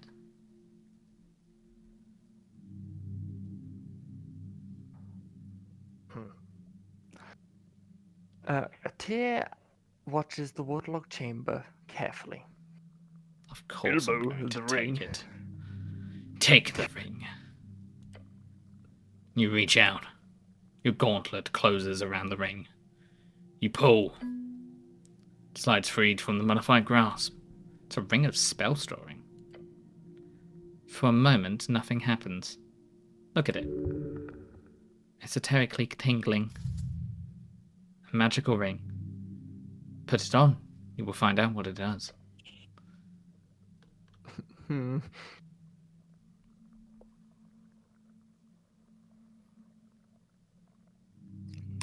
That is a powerful item, cleric. The golem wipes sweat from his brow. Let's get out of here before something else wakes up. A sound. Huh? All around you. Ah, shit. From the shadows, from alcoves, from beneath the water, they rise. Skeletons. Their bones ancient and yellowed, covered in barnacles and coral. Run! Shit, they're already surrounding you. You are trapped. Thank you very much, Senna, for the raid. I appreciate it. I hope the rest of Darkest Dungeon went very well. You have just joined us for rolling initiative against some skeletons after stealing an artifact. But it's okay. We have a potential angel on our side, so that's always good. Yes, because that always helps and doesn't cause any problems. Yeah, that's never caused any problems. But thank you very much. If you are not aware who I am, I probably should have done this last time I got raided as well. I am Morgause. I do things. I play games. At the moment, I've mostly been obsessed with Slay the Spire. But I've also been obsessed in the past with Esoteric Ebb. And now I'm becoming more obsessed with it again because I'm playing it again. But I also play like Darkest Dungeon. I played Darkest Dungeon 2. I have played what is every other game I've ever played. This is The Police. I have played Frostpunk. I played a lot of random games. I kind of just play whatever I feel like. So feel free to go hydrate or go leave if you need to. You don't have to stick around. I would appreciate it if you did, but you don't have to. But yes, go get hydrated, go get a drink, go do your post-stream care. Let's roll initiative. 15, 17. Oh, there's lots of them. There's lots of dice there that have just been, oh no. They move as one, a chorus of clattering bones. Protect your loot, damn it. They swarm forward, weapons raised. Rusted blades, bone spears, coral-covered clubs. I might cast Crusader's Mantle. Holy power radiates from you in an aura with a 30-foot radius, awakening all boldness in you and other friendly creatures. Until the spell ends, the aura moves with you, centered on you. While in an encounter, you and all allies add 1d12 to all ability checks. I think that's a good thing to do right now. Hello, Senna. Thank you very much for your, wait on, hold on, they're subscribed for 4 months, currently on a 3-month streak. That's 4 months. Thank you very much for your sub, I do appreciate it. We are in initiative. I was just saying, feel free to do your post-stream care, etc. We are in initiative. I am going to cast Crusader's Mantle. No reason to cast this spell. I can think of one game. I can think of one. I don't know. There's no reason to cast it. That seems to be jumping the gun a little bit. I have got inflicts wounds. There's no reason to cast that spell either. Well, I guess we'll just see what happens. 3 of them converge on you at once. Oh! The first blade cuts across your side. How about I cast... I can't, I'm not an initiative, right? It's their turn, so it's not going to let me. It has played by logic. The second strikes your shoulder. Death saving throws. Ah, easy. Ooh. Thank you. I do have to dash, be an adult, but I hope the rest of the stream goes well. No worries. The third one misses you, but only barely. You're bleeding. Cleric! 2 more skeletons advance on Snell. He dodges one strike, but the second catches him in the leg. Ah, shit! Another pair turn towards Atir.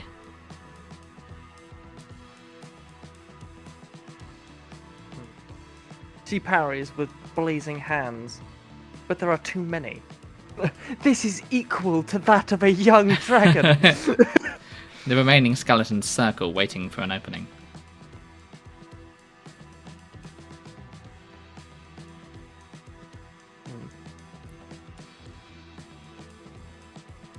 The angel moves with grace, her wings spreading wide.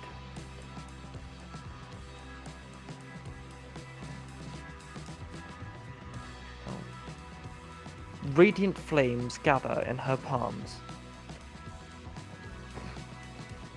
Stand back.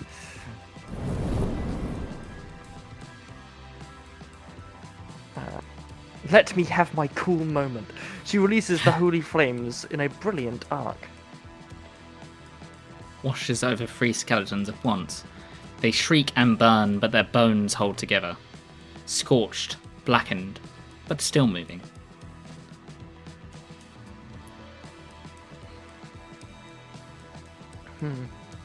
They resist. Her voice carries concern. Your god is with you. He must be. I hear nothing but bones. Manage them. Death surrounds you. Literal death. Focus. You're a cleric. You have tools for this. You need to get over here, swing at the nearest one, dodge and weave. Look for pattern in their movements. I'm exhausted. Etty illuminated the battlefield. Meek is here. Snell keeps them busy. To force them back with holy fire. Meek is here. Snell draws their attention. Tyr draws their attention with radiant flames. Meek keeps you alert. Meek keeps me alert. Snell provides covering fire. No, I'm going to look for a pattern in their movement. Can I now cast Crusader's Mantle? I'm going to cast that, actually. Thank you. And then I'm also going to cast... I have a reason to cast Prayer here in game. I also have a reason to cast Q. Okay, I'm looking for a pattern in their movements. Fuck! Oh, wait, no. Ah, fuck. Oh, I had such a bonus to that roll. You tried to discern their strategy, but there were too many moving parts. The chaos is overwhelming. You can't focus. There's too many. The goblin draws his sling and lets a stone fly. It strikes one skeleton square in the skull. The skull cracks, but the creature doesn't fall. Fuck! You're still surrounded, but the tide might be turning. Snell is wounded. You are wounded. This is too much. Even with an angel at your side. There are too many of them. The mass of undead presses in. Can I cast Cure Wounds now, game, please? Can I cast anything right now, game? Okay. Blades from every direction. You take hits, multiple hits. Fail, fail. Success. Fail. The cleric is dead. Ooh. The string is severed. Second death of the stream. Yeah. And that wasn't even an instant kill. It's almost like not putting any points in Constitution doesn't serve you well. Well, I guess it's probably a good idea for us to go rest and do other things and then come back. Or, alternatively, I could gear up for a combat that could happen, which would be wise.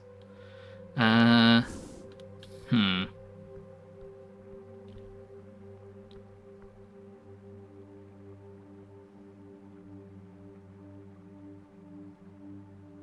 could set up Crusader's Mantle now.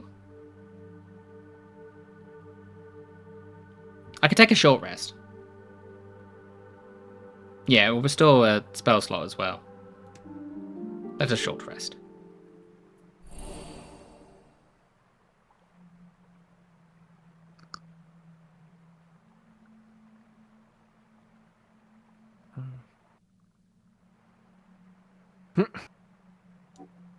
You ready, Cole? Let's go. Then I have Cure Wounds available. I have Inflict Wounds and other things available. Do I have any consumables? No. Now, I would love to get rid of... I would love to use things, but... Let's use some things.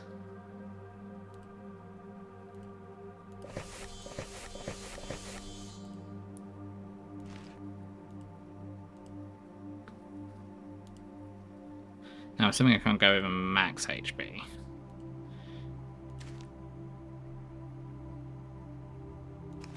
Alright, let's act like we...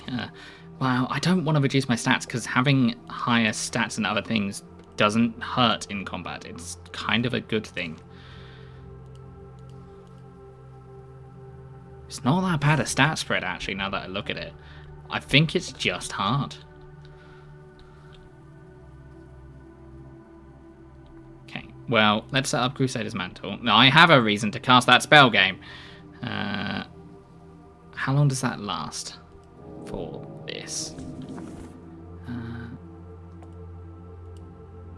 That's set up.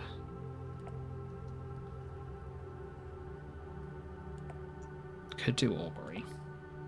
But if I get a woe, I'm not going to be happy about it.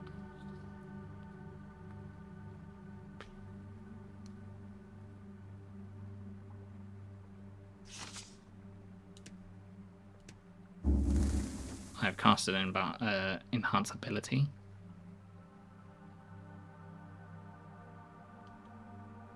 I will cast Crusader's Mantle when we're in there, and we will hope to do better this time. After having rested, perhaps I'll be able to heal.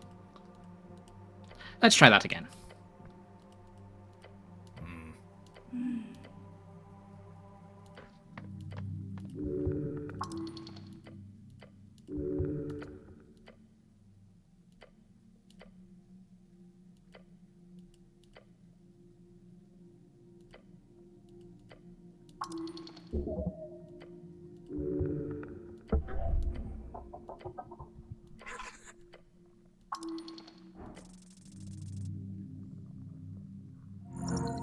Does that persist?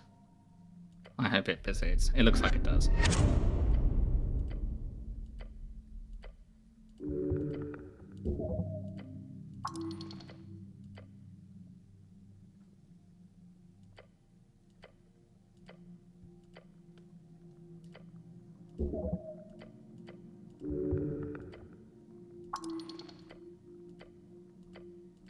Just trying to concentrate so I don't accidentally click something we didn't do last time.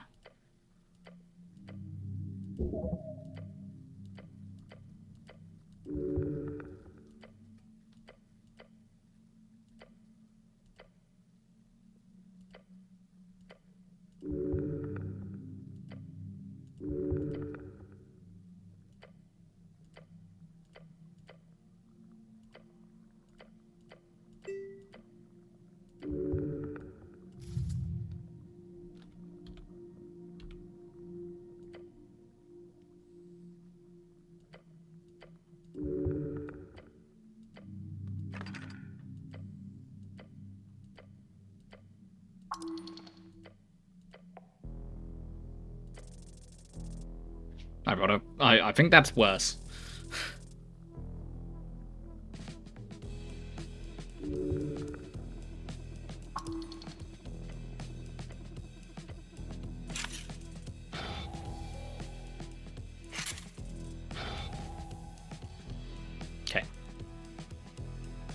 me cast Cure Wounds.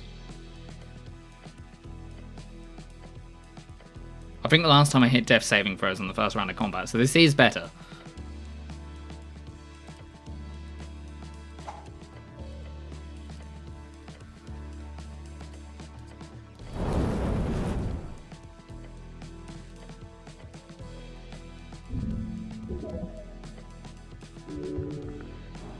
Okay, then I looked for a pattern in their movements.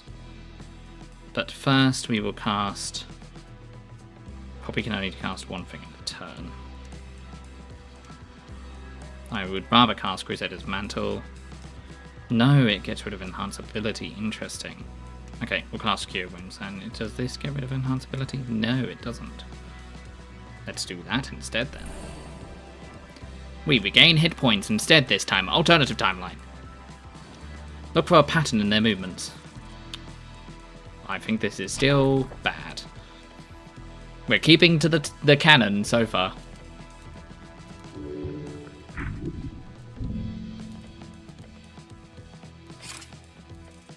You take hits, multiple hits. Pain. Blood. Blue. Oh. Etir deflects 2 strikes meant for you with her burning hands.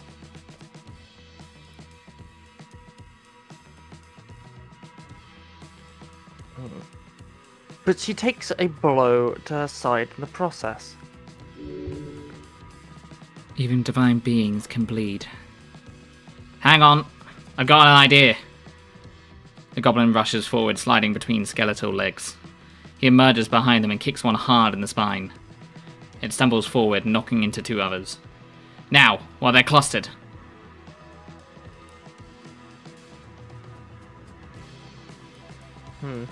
The angel's flames burn brighter now. Desperation fuels her power.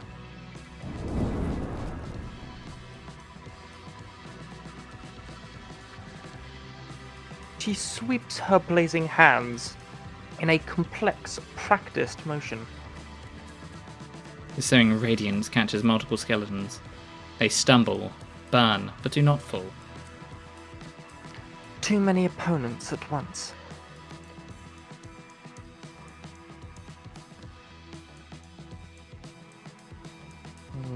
She breathes hard now. Even angels have limits.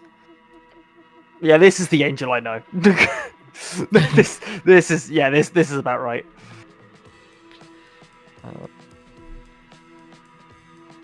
We must retreat. One more push. You can end this. You need to end this or run. Think. Use your esoteric might. Think fast. Think fast, Chuckle Nuts. Charge through them. I need to roll a 6. Fall back towards the... No! Charge through them! I am not a coward. But having said that, I will just do a quick... just a quick cure wounds on myself. For 13 hit points. Charge through them!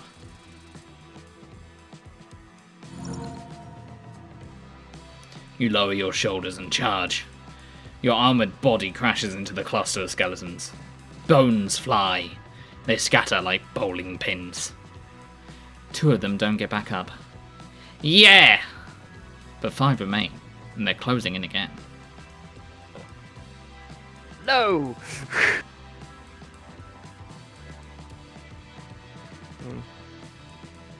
Run! The angel's voice cuts through the chaos. She's right. You will know it. This is unwinnable. Fall back. Now! You turn and sprint for the exit. The skeletons give chase, their weapons clattering. But you're faster.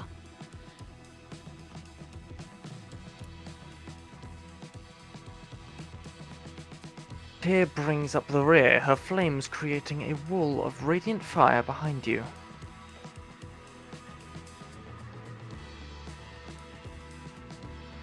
It doesn't stop them, but it slows them down. Rush past the threshold. You burst from the burial chamber into the passage beyond. Your lungs burn, your wounds scream. But you're alive. The skeletons reach the threshold and stop. They stand at the entrance, weapons raised, but do not pursue further, because their command in the game does not allow for them to follow past this door. Classic Skyrim logic. Classic RPG logic. Keep moving. The goblin limps beside you, clutching his leg.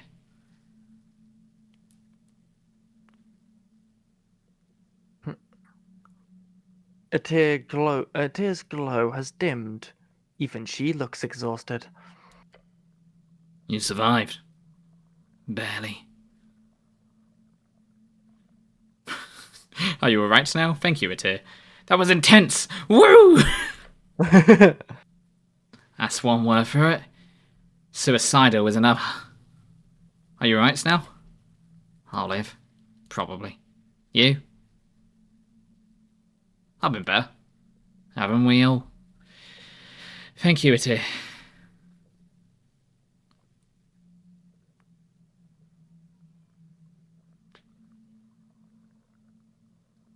Thank you, Atir. You are welcome. Sorry, I was out of breath and I... shit. My apologies. It has been a while since I've met so many in battle at once. It was thrilling. She sounds really energetic about it. Reach the Yes, exit. more energetic than usual. Your lungs burn, your body aches. But you're alive, and you make your way towards the exit. Behind you, the burial chamber returns to silence. You are emerging at the bottom of the ruins. The labyrinth delivers you safely down. Well, that was something. Nice to be alive.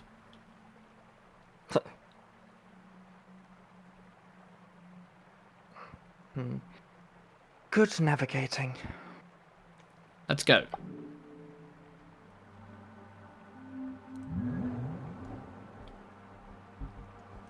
Hey. Oh. Okay. Snell looks up at the looming giant mushrooms all around you. Then he tenses up as his arm brushes against one of the sprouting colourful flowers. Oh yes, he doesn't like mushrooms. You really don't like mushrooms, eh? I don't see why I would.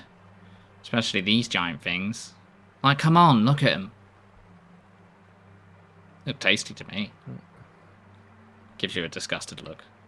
The goblin then takes a deep breath. These damn mushrooms. He shakes his head. It's fine. I'm ready.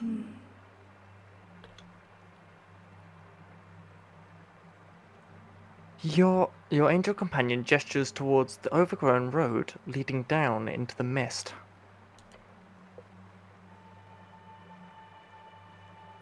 This is the Undercoast Path.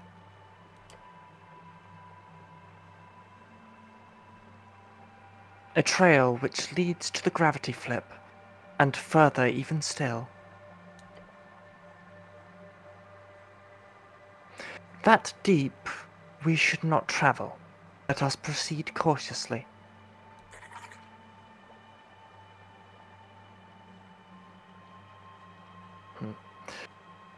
Yes, because not seen so big dungeon in forever.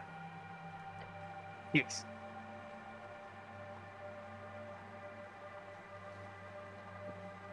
Reminds me of Colony. Colony was in place like this. Yes. Oh, so your colony was way beneath the city below then? Yes. No. Yes. Or Meek thinks so. Old Colony had many many rock, wet too. Like that waterfall over there. Yes. That does describe many parts of the city below, but good to know. Oh, speak to yourself, Blue. Speaking of the city below, Mimic, I have a question. Your scarf bunches up. Yes, big angel lady, yes. Did this colony of yours always live in this one place, or did it ever move up into the city? Oh, Meek does not know for sure, but Meek, her colony before Meek was in big house, not in dungeon, yes. I see. Then I do believe your colony is the one which the city has hunted for many years. Oh, yeah. I remember reading about that. Goblin nods his head to you. You got one hells of a celebrity cloak around your neck, cleric. You hear the textile, textile, yep. You hear the textile around you shiver and shake. Some type of laughter. Onward! Meek shall keep watch, yes. Nod and continue down. Yes, Meek. You shall. What is that? Something's frozen here. Maybe not waterfall, maybe be frozen. Oh, that's cold. Put hand up. Sensible. Tiny primal spirit. Schwabby, Angrak! Thank you for the swamp extract.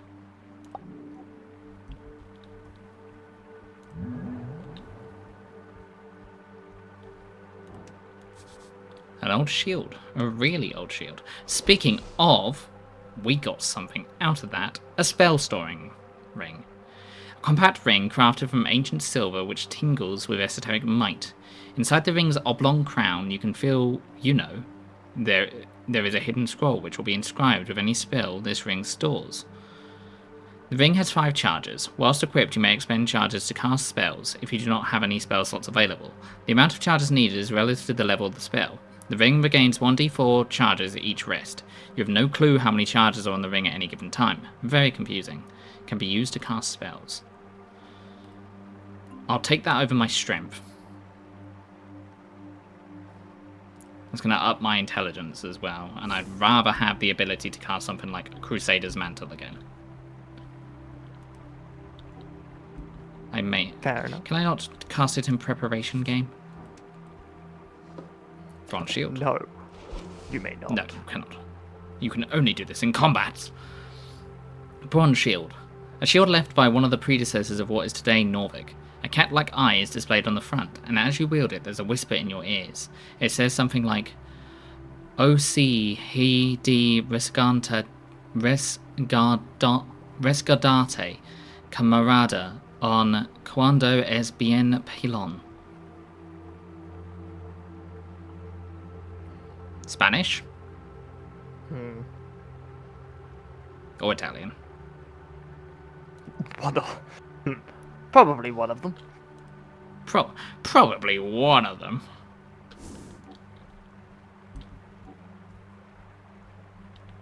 Wait, this is big. Should probably not, randomly go exploring the really dangerous area and seeing what's happening, but I want to, so that's what we're doing. Titan of Primal Spirit. Give me your swap extract. A HWBT apple crate. Must have just washed down here. Apples. Apple.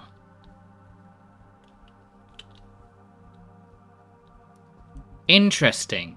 Is this where the sewers lead? Oh, big crab. Do you see big crab? I see big crab.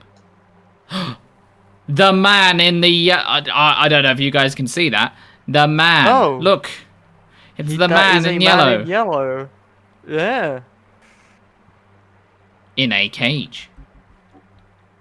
That makes sense, because he probably followed the sewers down, because the crocodile man knew of him, said he went through there, so he probably followed the sewers down, got caught here. Don't know how he managed to avoid the crab. Got caught by something?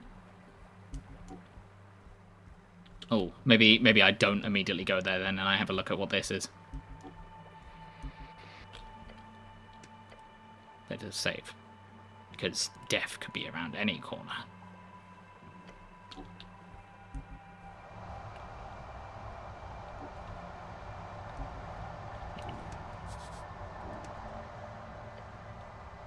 The blizzard rages around you.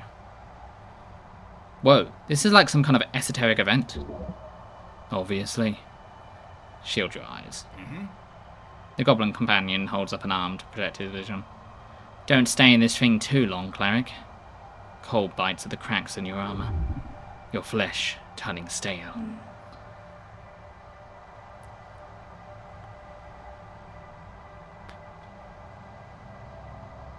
Blue. Nell is correct.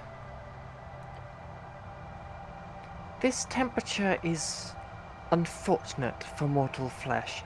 Certainly one way to put it. The angel floats gently amidst the raging snow. She appears unaffected by the cold. He rubs his exposed arms. God damn it. This esoteric bullshit. Glance at the deer.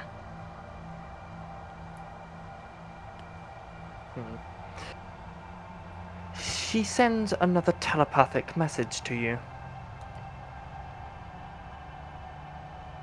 No, cleric. I am not immune to the cold. But my bodily functions are not affected in the same way as yours. Relax now, it's just a little chilly. Chilly? His glowing yellow eyes pierce your soul. Okay, maybe it's a bit colder than that. Thank you. Look around. You notice amidst frozen moss and broken Fade-era ruins, a thing. The shape is vaguely humanoid, a small creature. A mushroom thing. What is that, Snow? No clue. Some fungoid? A fungal folk, yes. Though what you have just said is a slur. It appears to have gotten stuck in the esoteric pocket. Blah. She does indeed spell it out for you. Either way, he says while shuddering, if you stick around here for any longer, I will go stand outside the freezing esoteric sphere, okay? Poke at it. Does not move. But it is solidly frozen and cold to your touch. Try to move it. You grab one of the icy surfaces of the thing, but you cannot. Not heavy, but stern. Man, it's cold here. Frozen skin. Slowed blood flow. The goblin is glaring at you. That's true. I shouldn't mess with this. It's getting really cold. We'll come back to it later. Wouldn't want to have another death due to freezing temperatures. Not when we're right next to the man in yellow.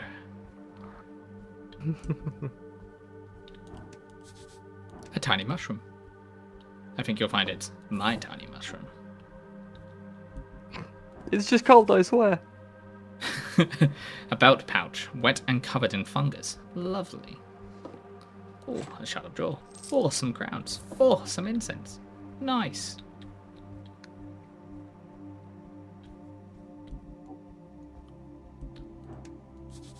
A long mushroom. This is also mine. Thank you, long mushroom.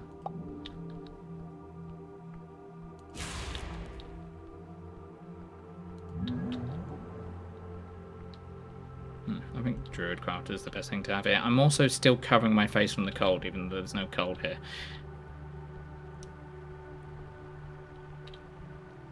Ah. There's something there. There's something there as well.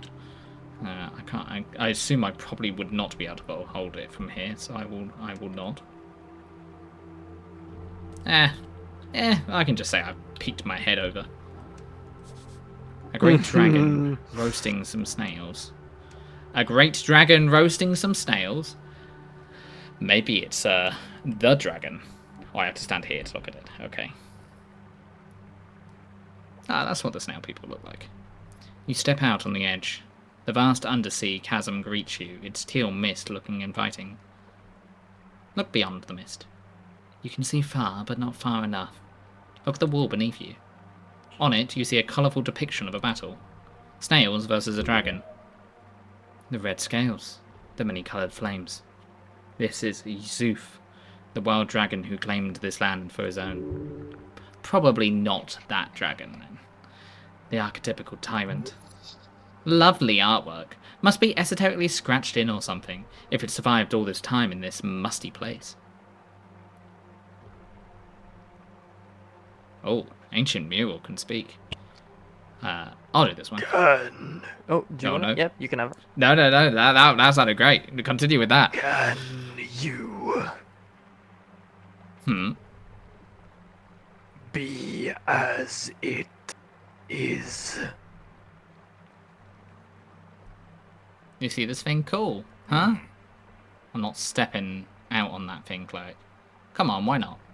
I value my life, but I'll trust you, whatever it is down there, for sure. Actually, the wall was kind of speaking to me. I think this is the wall.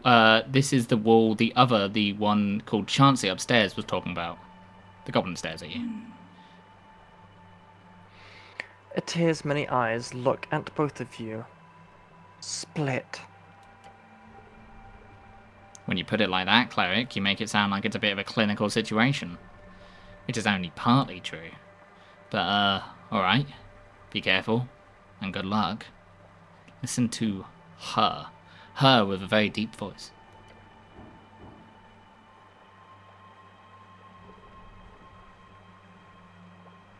Oh, sorry. I see you. Meet Ayamustra. Under the effects of enhanced ability, you understand the cave paintings. Meek! Fuck. Overwhelming. A voice not unlike a hot iron brand meets your senses. Bright, unruly, unreal. It pierces your mind. Ah! Then it grows soft. Don't fall down. He will not. He is in control. It is whelming. A great connection. You answer. Get closer. Kneel down. Touch the stone. You feel it twist beneath you. Turning wide.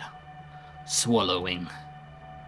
Consuming every flake of skin off your surface.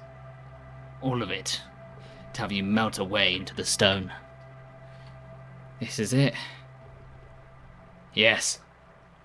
The lowest point of architectural infrastructure, ontological, megatonical base. Lowest point of the city. This is where she watches.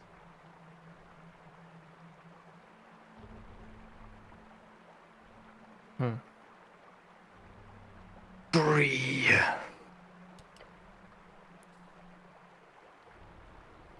Greetings. Hello. Oh, different voice. That is a very different voice. That's fine. That's how it was communicating through stone. Yep. And this is how it communicates on a direct connection. There we go. That was a very soft female tone. Yeah. Hello, Angel. Do you...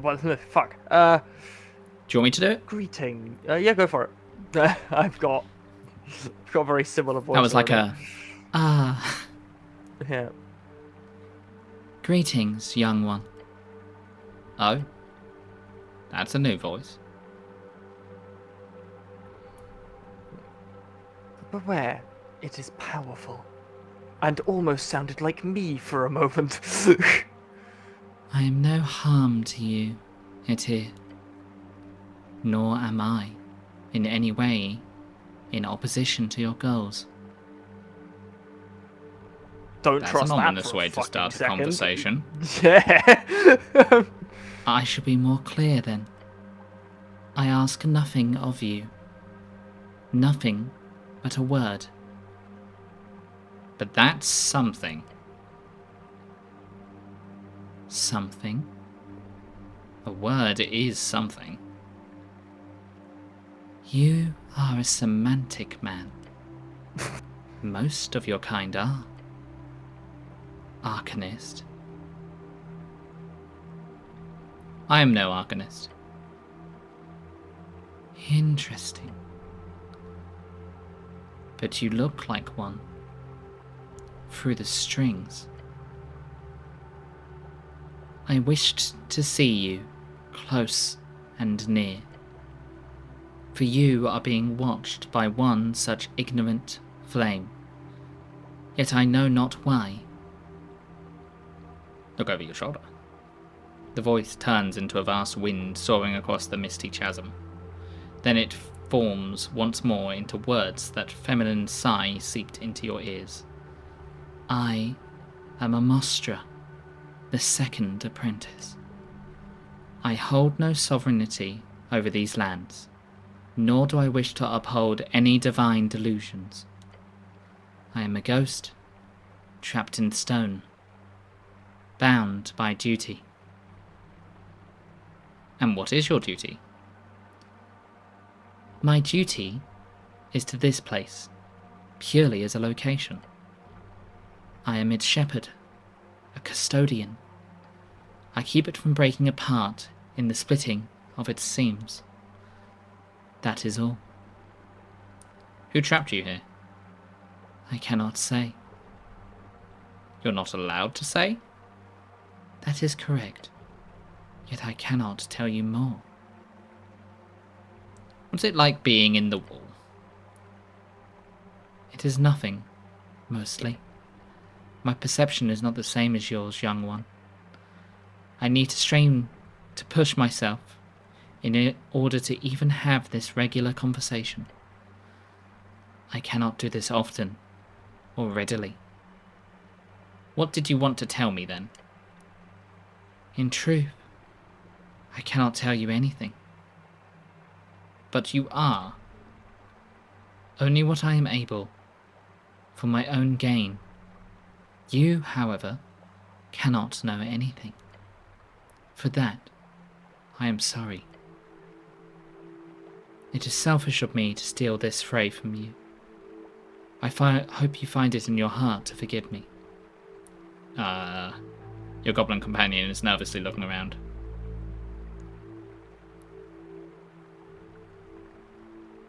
Cleric.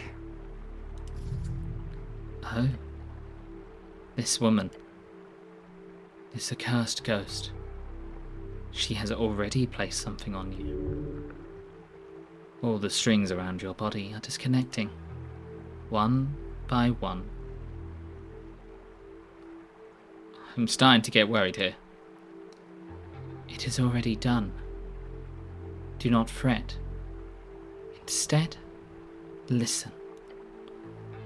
I see clearly the magnificent non-impact of your death. This is why you are being watched. You are not important. You are one in a magnitude, most likely. A simple mortal with a faint inclination for the esoteric, whose strings somehow align themselves with that ultimate split. The 50-50. Start to feel sick.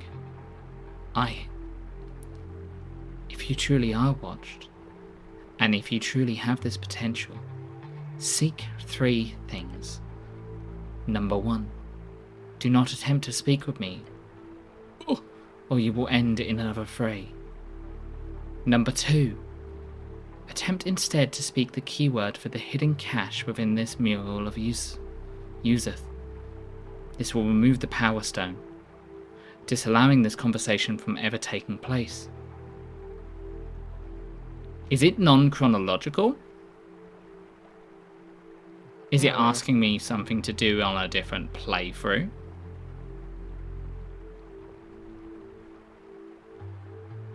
Interesting.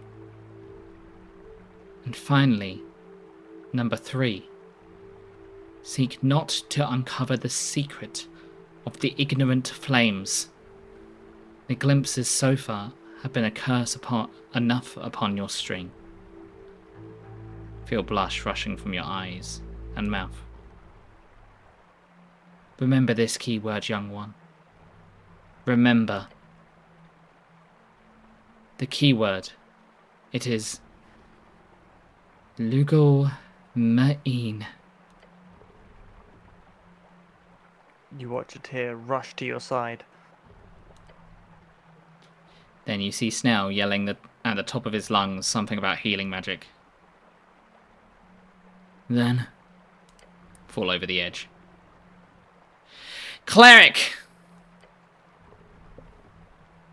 You feel nothing in the end. Nothing but a feminine sigh. Reach the end.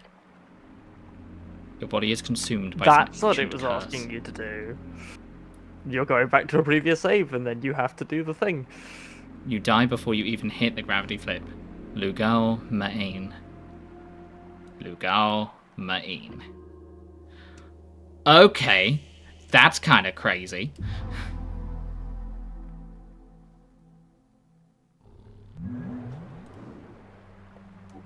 Let's try again?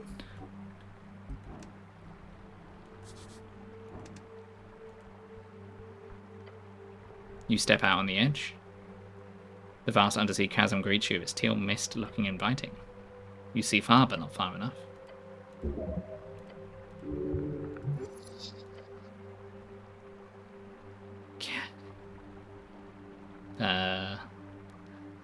Can you... be as it is? Oh, I can! That has some implications. It kind of makes sense. The strings are just the different strings that are tying you to different, like, for lack of a better word, timeline. We've come back from death once. Who's to say that each time... Who's to say that the save and the load, like, the actual gameplay of it, is not part of it? Is not part of the narrative? Yeah? Interesting. Lugal Ma'in. As the sound leaves your lips, the wall beneath you appears to attract. Leaning out to see better, you see a glimpse of light growing from the center of the mule. Right at the heart of the drake. What's that light? A cache hidden within the mule. Secrets unlocked via the ancient snail tongue. I unlocked something secret. Oh, cool. From the depths, slowly rising, a stone, faintly glowing, floating towards you. As it approaches, you sense the air around it. It tingles. The stone arrives right in front of you. Grab it. An Ioun stone! I know what that is. That's crazy. You touch the intense magic item with your gloved hand. It is obvious. This is an Ioun stone. An intensely legendary magic item. Neat.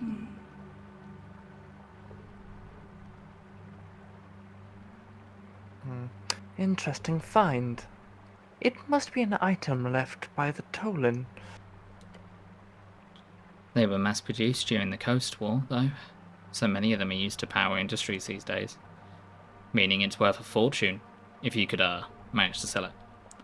Ain't exactly easy to find that kind of buyer, not when you're a city official. Shit. The towers will not allow you to keep it either. But for now, it is yours. Whatever whispers you heard in the wall are now gone. As you stand there on the edge, all you hear is the silence of the chasm beneath. And the snoring of the troll behind you. I did see it earlier.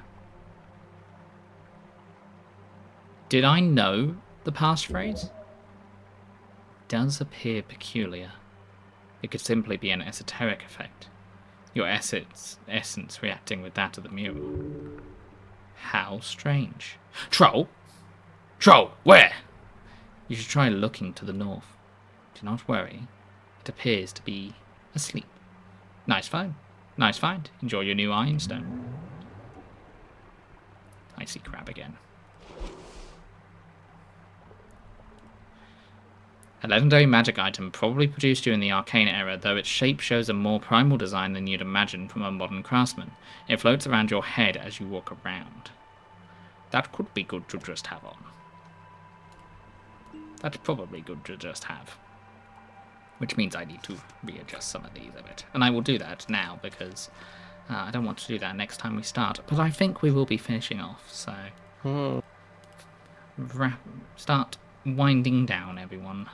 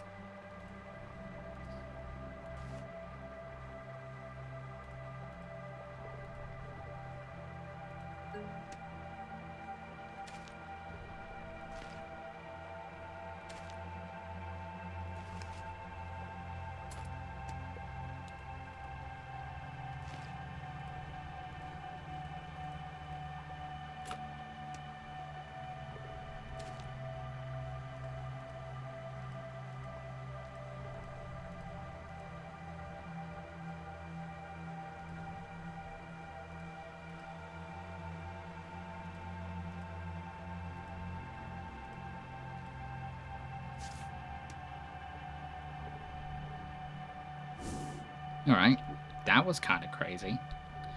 That was wild. I haven't. Interesting concept, interesting premise. I like that. That's cool. Interesting theory. Interesting theory. I do like it when they gamify game concepts and stuff. Not gamify, narratify. Like make it part of the narrative. That is pretty cool. I was just thinking of a game that did that, but it's skipped my mind. But there was a game. Oh, I know what it is. No, wait, no. Do I know what it is? Very known for it. KOTOR does it. Yeah, each time you kill someone, you gain more power. Like you gain more connection. It is like the idea of experience, kind of personified within like that, and also how you influence people and stuff like that. They kind of make it part of how everything. How the hell is this person making everyone like become more dark-sided or light-sided? Undertale is a very good example of that, though, and specifically when it comes to experience as well. Yes. Anyway, let's look to raid, shall we?